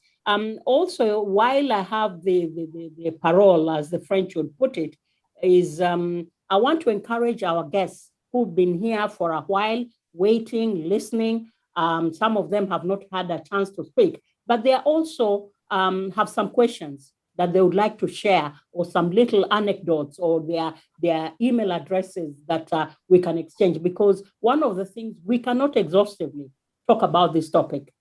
There's so much information that is going on. I'm seeing David, a colleague from IFAD, sharing a lot of information, but we can at least network. This is just a tip of the iceberg. So over to our sister from Taita Taveta, on and has logged on. Yes. Asante, Rachel. Okay. So Nancy Endelea. Nancy, you can present. I have seen you have unmuted. Are you getting us? Nancy, tunakusubiri kama you are on. Hear me? Yes, Nancy Mwainge, Yeah, karibu. online. Hebu ongeza sauti kidogo. Asante. Hello, can you hear me? Yes, go ahead, yes, Nancy. we can hear you. Okay. My name is Nancy, and I'm an entrepreneur from Taita Taveta. I have my own salon, and at the same time, I'm from a women group here in Voi. And we have partnered with Mango Development, and we started a soap production. We produce serum, and we also produce soaps that are botanical. Well, our soaps are so good because they don't have chemicals. We use products from the farm, which we farm ourselves anyway. We also do value addition to aloe vera because they are the ones that we use to incorporate in our soaps. When I talk about women and business in Taita Taveta, we are going to talk about the strengths in Taita Taveta. We have the numbers. That is our strength, because a lot of women have women groups. We come together, we form women groups, and we are registered with the social service, which is easy to be had. When funds come or when opportunities come, it is easier because they target the women groups. They don't target people as individuals. and we also assist each other. When we come to our weaknesses, there are lack of empowerment. Women in Taita Taveta, and I know it also speaks for women outside there also, lack empowerment, like civil education. We most of the time don't know the law, that what the law says about certain things. So when it comes to, sometimes we are called at meetings and we are told, okay, we have come to learn about this and that, and you're told, okay, sign papers, write your ID numbers, we don't know they are for what. So people are eating out of lack of knowledge for us. And another thing, we'll need training. At times we go to this non-governmental institution to get loans via either the phones, and some have offices around in Voi Town. But you see, when we get the loans from them, at times they don't tell us what entirely is stipulated in their masharti yao yanasemaje. So you see, when it comes to the loans that they give us, you are told just sign here, sign there.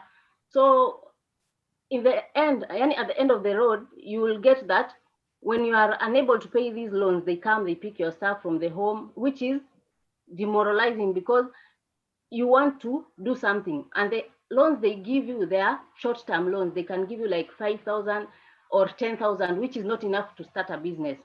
So we are glad, or we are thankful for the Women Enterprise Fund and the Uwezo Fund, which are the government loans. They have come and they are good because they are interest-free, and we have, like the Uwezo Fund, we get the 6-month grace period, which is good for us, because at that time you are able to have enough money to start paying the loan after 6 months from the 7th month onwards. So when it comes to also the weaknesses, we lack market linkages, and we also lack industries. Like in Taita Taveta, we have a lot of fruits. Like in Taveta, there are a lot of tomatoes, but we need industries like fruit processing industries, or iron ore that is found in Kishushe, or tanning industries. Most of Taitas, we make baskets, but we want to finish them in a spectacular way. So if we have the hides from the animals, and we don't have the tanning industry to be able to make the baskets look neat, we are stuck. And then we come to the opportunities that we have in Taita Taveta. We have easy access to loans, that is the Women Enterprise Fund, the Youth Fund, which we are glad. And earlier on, the Women Enterprise Fund used to give loans to women in groups, but we are glad we've had that they are now giving to individuals, which is good, because when you get like 100,000 for 10 people in a group, it is not enough to start a business unless you have a business already and you want to expand. So when they start these individual loans, it will help us women in the grassroots to be able to start businesses with, maybe if you have 20 to 30,000, and they are interest-free. Another opportunity, we have easy access to tenders like the AGPO. When you have the certificate of AGPO, that is the access to government procurement opportunities, it is easier to get the tenders. But in Taita Taveta, we have learned that you get the tenders from the government, because it is said that 30% of the tenders, the government tenders, you are given to persons with disability, women, and the youth. But when you deliver, it takes a long time to be paid, which again makes the woman to start borrowing from somewhere else to be able to pay away the amount that they had loaned earlier. So it becomes such a hectic thing. Like the value, when you come to value addition, which is also an opportunity, we have the tomatoes, we have the mabuyu. So, and I envy Bwana Kivuda Kibwana from Makueni, because their county has no water. They don't have a lot of water, but again, they are doing so well. We need the industries, and then we need the training on how to market our products. And then we have the grants. We have grants, but like the NGAF, the National Government Affirmative Action, is there for us. Yeah, Nancy, I have to butt in. I know you have a lot to say. For the interest of time, I can see, yeah, that's a very wonderful testimonial. It's right from the ground, what Mango development has been able to do. This is a good initiative, and we know, yes, there's that now correlation right from abroad down now to the village. And you're alluding to the fact that yes, more needs to be done, but you appreciate the little that has been done so far. And we thank you also for the salutary effort that you've put forth to make sure at least that money that is gotten from the diaspora is put to active use. So for the interest of time, I've seen also logging in is the High Commissioner of Kenya to the UK. This is His Excellency Manu Chandaria. If he's around, yeah, we just want to give you a few minutes just to acknowledge you and say hi to the diasporans here. And of course, this is, we've gone full steam ahead with the conversation, but we just want to hear from you as well. We know recently Kenya and UK had a very, very great milestone in terms of the economic partnership agreement that is shaking into place. This is bound to open markets for Kenyans here and in the UK as well. So what does that really portend for the diasporans there as well? Manu, if you can hear me, kindly, Your Excellency. Thanks, Diba. Karibu. Nashukuru sana, asante. And glad to see a lot of my old friends on the call. Just to say first, I'm glad to join this conversation to hear some of the things you are doing and some of the things you want to do. Obviously, Dr. Ochoa there is working to try to ensure diaspora participation fully in the things that we do at home, and that's one of the pillars for our foreign policy engagement. As Diba mentioned, in December we signed this trade and economic partnership agreement with the UK. It does offer many opportunities for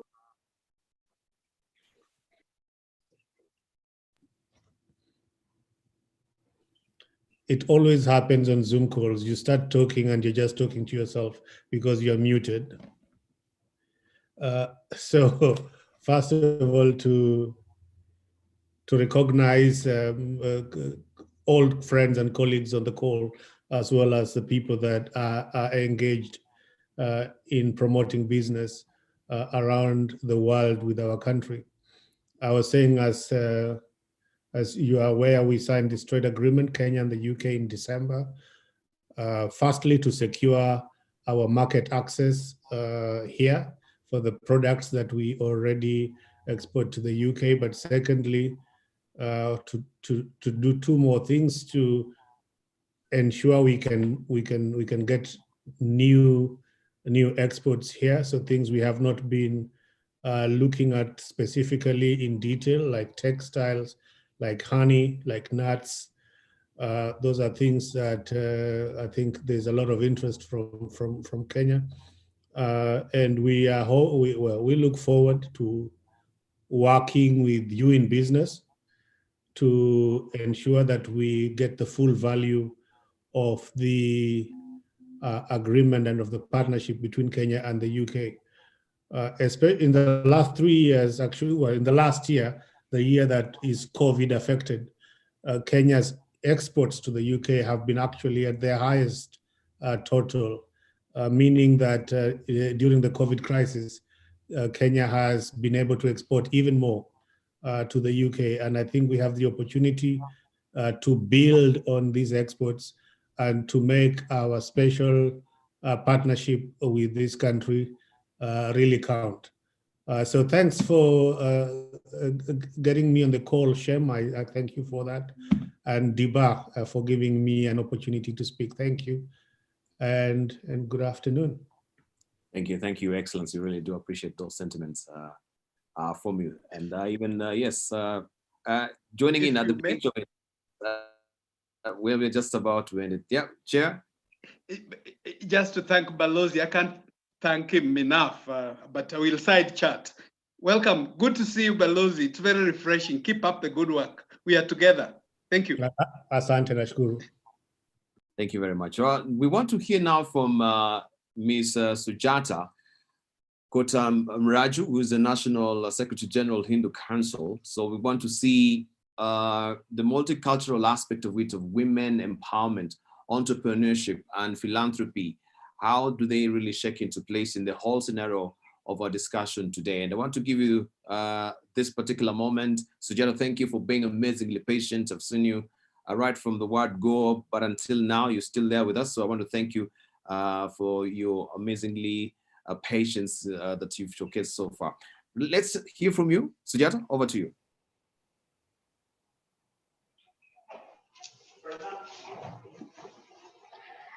Hello, namaste. Namaste.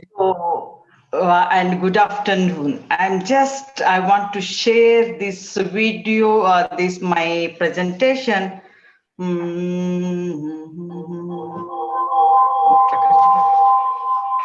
One second.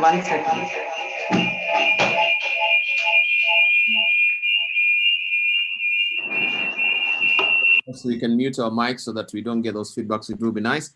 And tech team, I hope you're aware. You can try and give her access so that she can be able to share this particular video or the presentation that she has. Arnold and the team.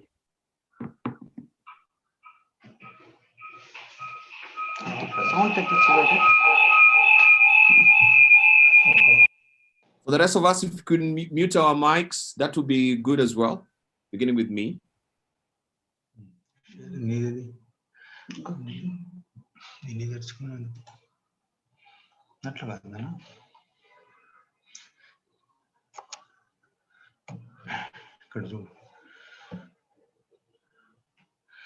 Share screen.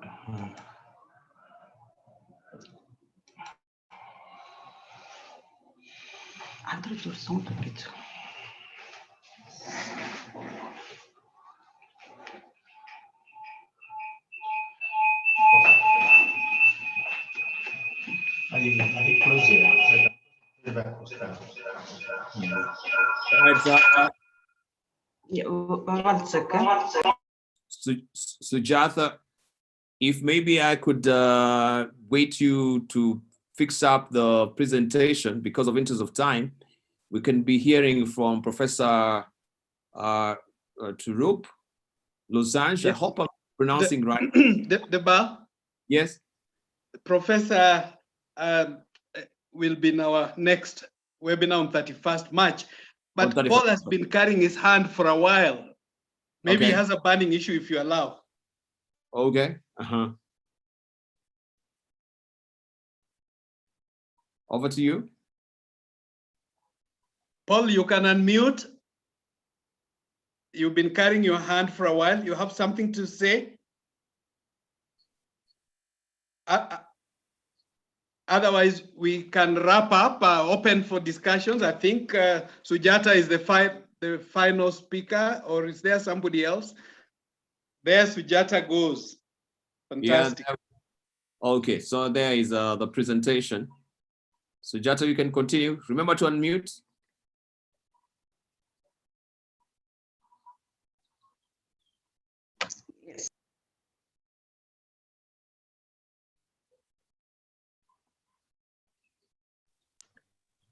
Sujata, if you can unmute your mic. Yes, I unmuted. Can you, now I'm audible? We can hear you perfectly and we can see your presentation as well. Wow. Okay. Thank you so much. So my name is Sujata Kotamraju. I'm the National General Secretary of Hindu Council of Kenya. And I am also owning 2 companies. I am very happy to be here and honored to be here in this webinar with the eminent speakers and the dignitaries.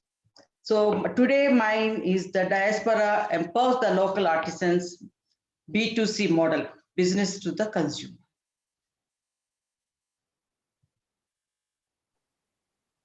The next one, let me go to the next one.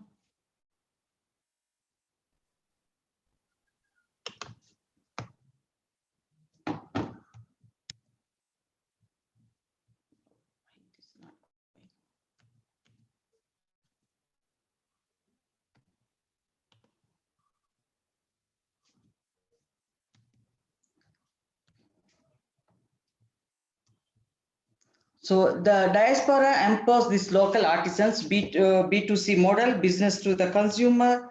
If you see this beautiful, the Maasai market, how colorful this one. You can see the art here. And mostly the tourists, they will come and they have to visit this Maasai market. And whatever we see here, we can see the hard work behind this market. And whatever they're working, as they're getting that real money, no. If you see our most Kenyans, they're creative and born artists. Inherent skills like weaving, knitting, pottery, and beading. And you see the nice giraffes, the artwork you can see, even the beaded jewelry. It matches to our African attire, European attire, even Indian attire. Even I'm wearing this. I'm also wearing this African, this one. I don't know whether you are able to see or not. And this necklace is here. I don't know. I can put mine and show this necklace. And the paintings, the creative paintings, especially the fabric ones and the tree bark ones, and these baskets, organic baskets. I think it is only we can get it in Africa. And if you see these organic baskets, well, once I went to America with our organic baskets, people are really asking on the roads, where can we get these baskets? So this is I think the world famous our organic baskets. And now we are talking about the art, we are feeling so happy. And it is coming to the selling, it is limiting to our Maasai market. So why it is only limiting to the Maasai markets?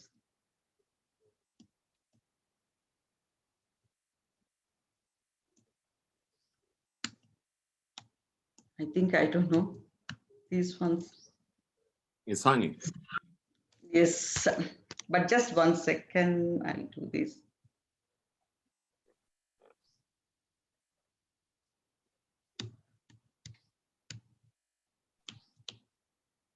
Yeah, some of the joys of technology, Yeah, just be patient with it. Is it okay now? I think it is okay. Okay.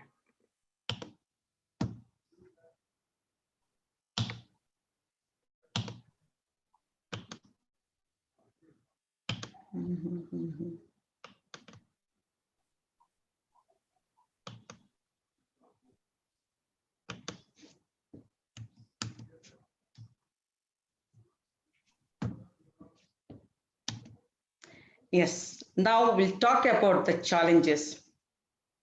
In the local market, you can see the negotiations and the low value for our art.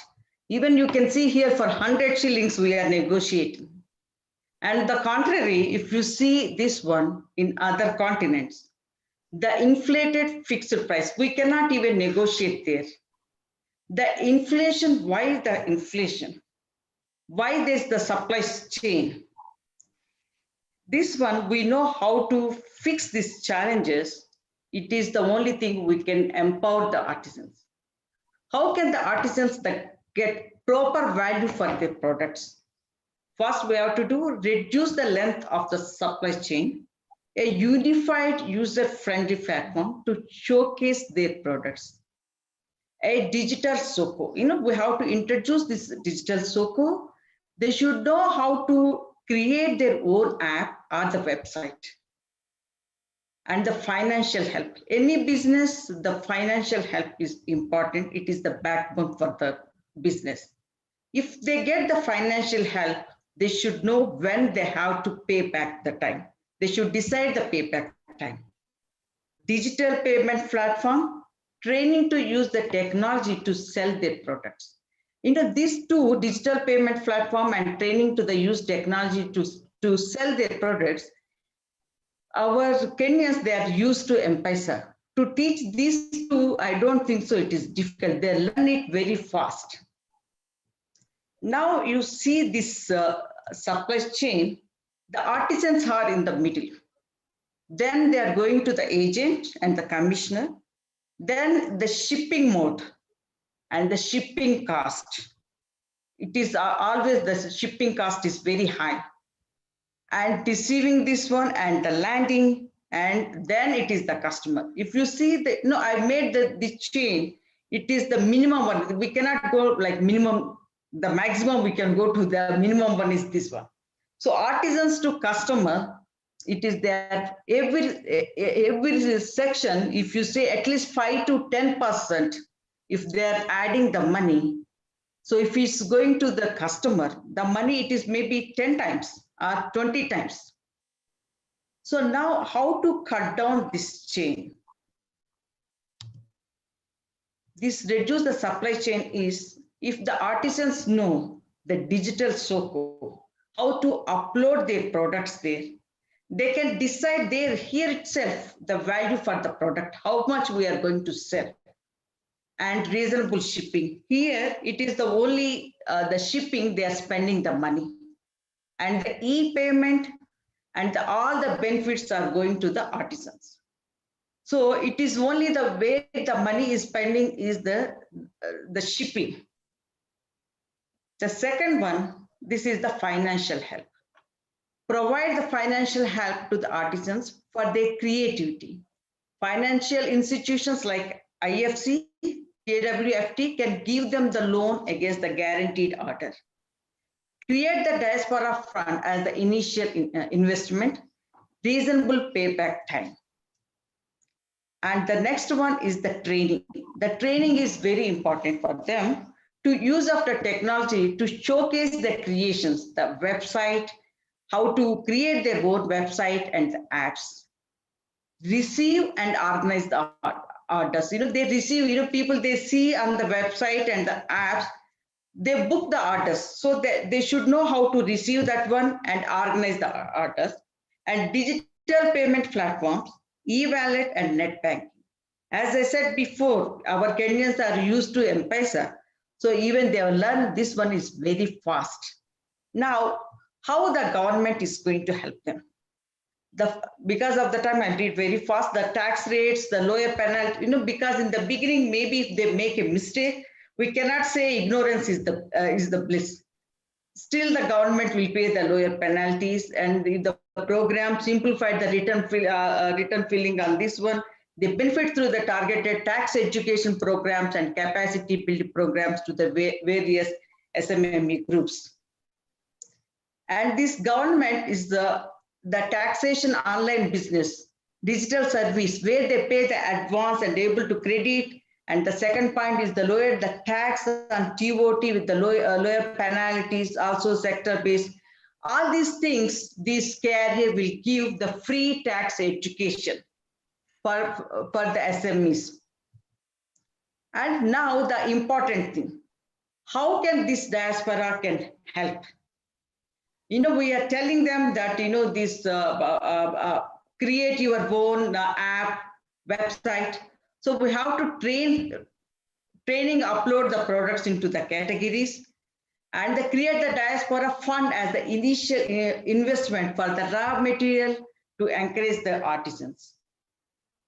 Receiving and organizing the orders and assist them that, as I told you, this is the shipping is the main issue to, we are sending our products to outside the continent. So it is the shipment, we have to help them to assist them with the trustworthy shipment.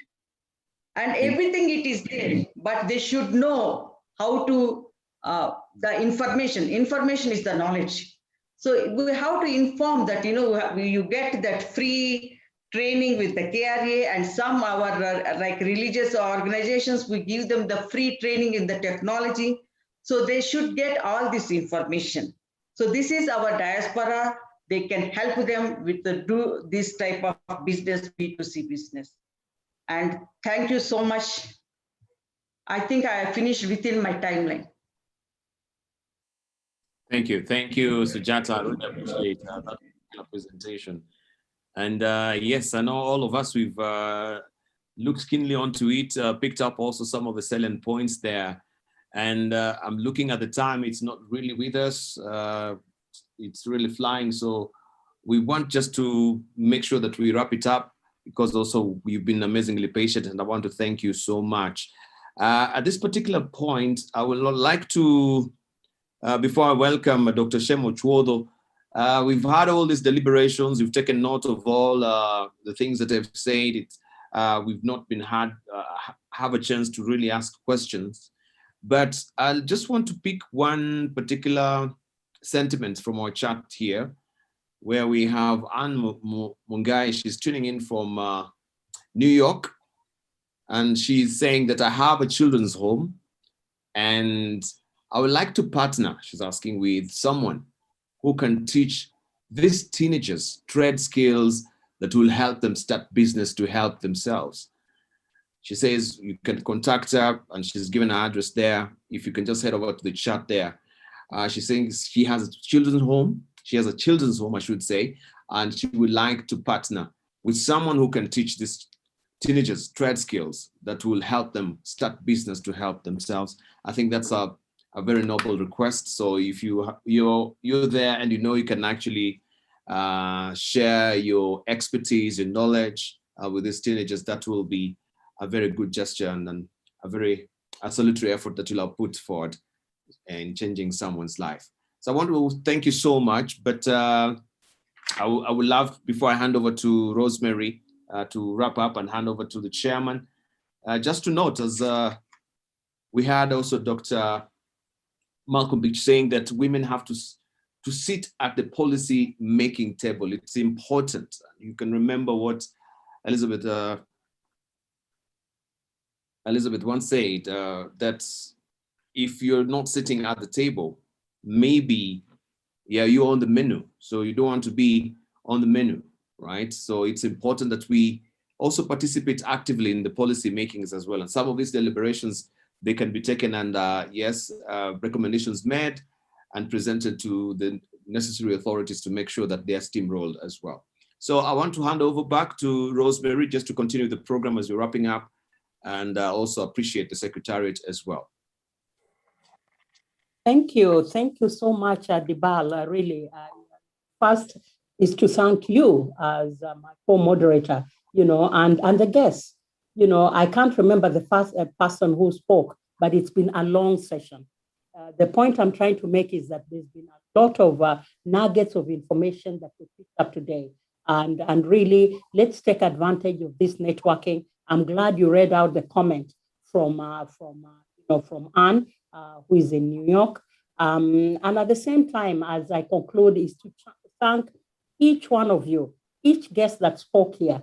There are a number of questions that came in. We could not go through all of them, but basically, I do remember one question from Yoki Mitugo is that how can the support trickle down to the MSMEs on the ground? How are we reaching them in the county? I think that is a question for another day, but I think it's something that we can reflect on and see what kind of support at this particular time. We had Wezo Fund, we had the Youth Fund here, we have individuals, even what our sister Sujata was talking about, what Rachel is doing, reaching out to her county, and beyond that, in terms of, there was a question that also came up and said, yes, we are at the table, we should get more mama bogas or women at the table, policy, but the group that we're leaving out is the youth. Where are they? Are they represented among this lot? Is there somebody who is under 30 who is participating in this? So this is a challenge. And as I conclude and pass on the baton to Dr. Shem, the KDA Global Chair, I wanted to make a shout out to two people. One of them is my daughter, her name is Ekwa, and she runs a podcast called Afrolit. So you can Google and check it out and follow her. And also, I forget Dr. Chuodo's daughter, who's just concluded a master's at the London School of Economics. And she runs her own YouTube. And there she's interviewing. In fact, one of the things that struck me is interviewing her own dad. So they were having like a chat, but really very good information. These are the young people. Beyond that, they are female, the girl child. We need to reach out to more youth let them also participate. They should not shy away. You know, we had really good information from both Penina from Kiambu County and Nancy from Taita Taveta. So this is great. Before I conclude, there is Paul. Paul. Can I have a second, please? Yes. I'm a blind go ahead. person. Hello, I'm a blind person, and I'm very happy to have interacted with you guys. And I hope that we can also help us as persons with abilities to get the linkages and the networks. Can you hear me? Yes, we can hear you, Paul. Are you done with your question? So I was just asking how we can enable persons with abilities like me to join into such efforts so that we can attract more persons with abilities also to get interested into business and participate in the economic activities, because you are normally left behind in terms of these discussions and you're not granted the opportunities. Thank you. True. Thank you very much, Paul. I totally hear you. Yeah, we are running a training program at the National Industrial Training Authority for Disability. So I think Paul can reach out to me, that I can link him up to the program where he can get skills to be able to support him in business.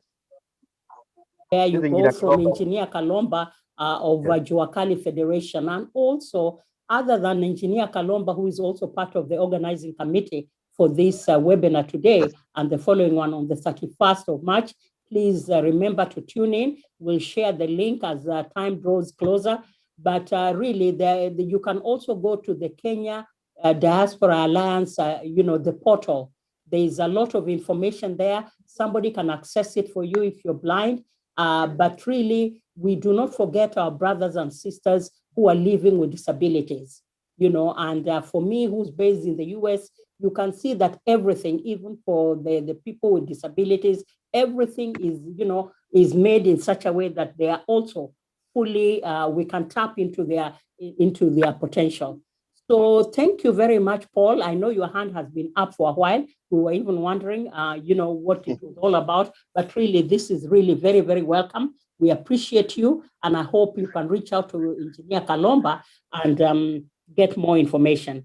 Let me also say that this would not have taken place without the support of many people who are behind there doing a lot of things, the back and forth, arranging, making sure that we had this Zoom connection, and just running around and doing a lot of errands, Of course, the KDA Global Chair, Dr. Shemo Tuodho, Rachel in Norway, Mwakazi, Wali, Ms. Maria Nato, who we are told is in Dubai, the chairperson of Women in Business, Dr. Odongo Odio, again, Engineer Charles Kalomba. I had thanked you before, and I repeat it. Thank you. Engineer Isaac Mutemi, my sister Muzoni Gichohi, Dr. Njoki Wamitugo, Christabel Adhiambo, Ambassador Zia Beja, who's been really our tech person, making sure that we are all looking good and ready to participate. The tech team, Arnold, Bernard, and Dennis. So thank you all. Thank you so much. Over to Dr. Chodho. Thank you so much, Madam Co-Moderator and Moderator Debal. I hope you can hear me. Yes. Excellent. First apology to Sir Humphrey Lumadede. Was representing the CEO of Kirdi, but we'll have him speak in 2 weeks' time for the next event. Secondly, good to see you, Sir Humphrey. Secondly, I must thank also the young people, even though Christine couldn't speak because she was in Kisumu with poor network. We don't take for granted the work for Champions for Change. They also in Voi and Kisumu, and also Charles Ogutu, currently transiting between South Sudan and Uganda as head of the Diaspora Youth Council. So again, hopefully next time we have better participation of the youth. Allow me also to recognize my sister Thandi, all the way from Malawi. She's Malawian following, but an avid member of the Evolving Africa Diaspora Alliance. I do know, formerly or retired senior officer of NEPAD. So Thandi, we appreciate you. And to my brother, Paul, Madam Chief of Mission, IFAD, and all the other trusted partners, the banks, financial institutions, and others, the real estate group. So if anybody is interested, just check the diasporaportal.com so that you are part of the ongoing conversation. Asanteni sana. See you again soon. God bless. So Chairman, maybe let's get the prayer. And Chairman, of course, let's our get partners, Juakali Federation, Women in Business, Chamber of Commerce, we are so grateful. And Luta continua. And bye-bye. the questions on our mail so that we can interrogate the questions and see if we can satisfy the people who had questions. Definitely. Definitely. That will do. I think if Dada Mudhoni is in the house, could we conclude with prayers, please? Can I get the email of Engineer Kalomba, please? Yes. kalombafaith@yahoo.com. Kalomba, do you want to network with Paul? Yes, I will.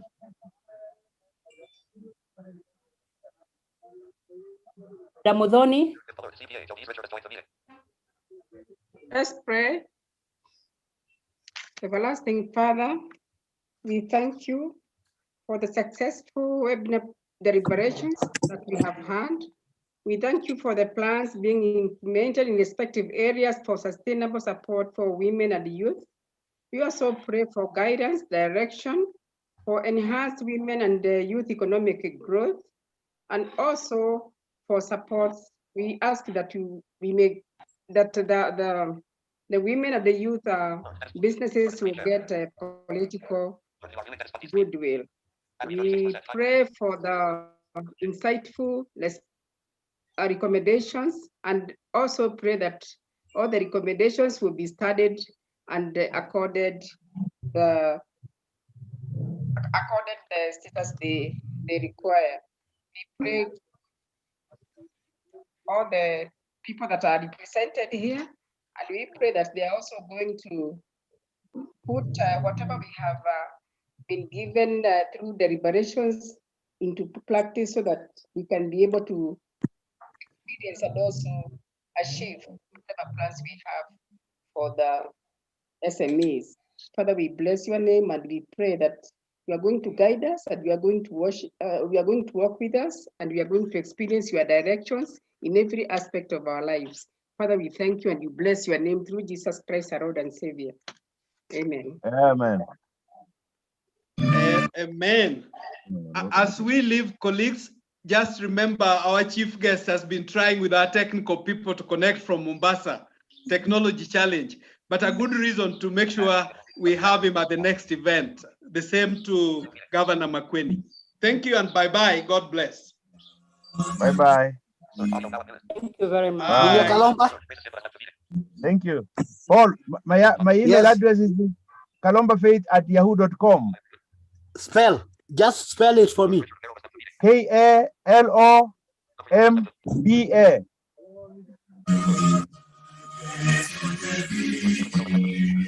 KALOMBA.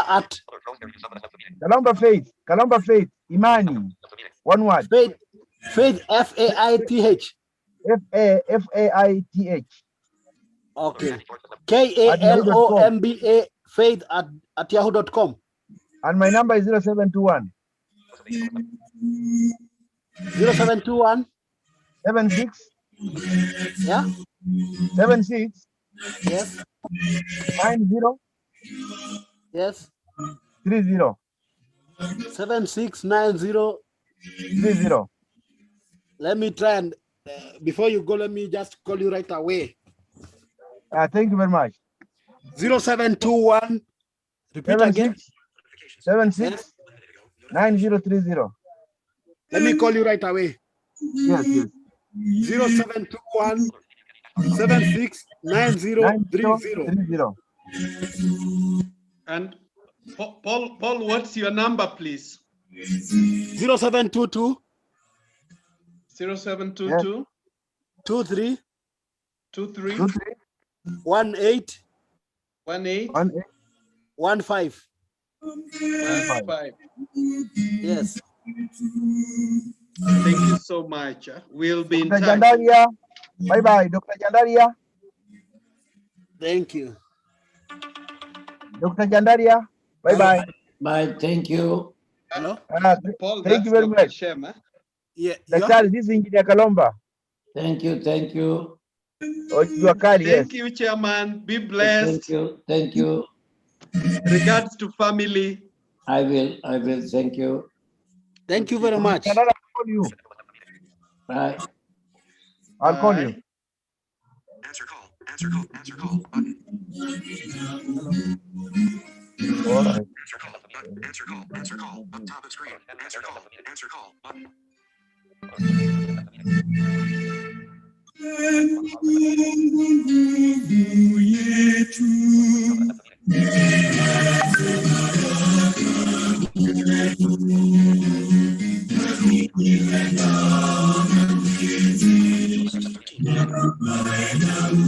Hello?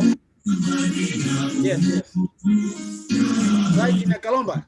Nimekusikia. Na ningependa tuzungumze zaidi sababu mimi ni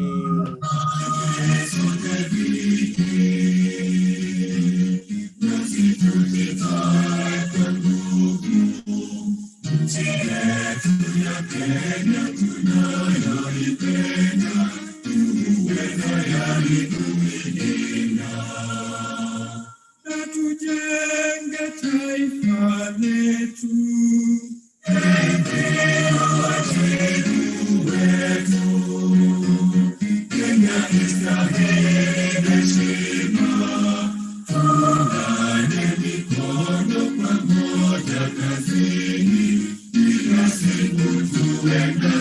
you.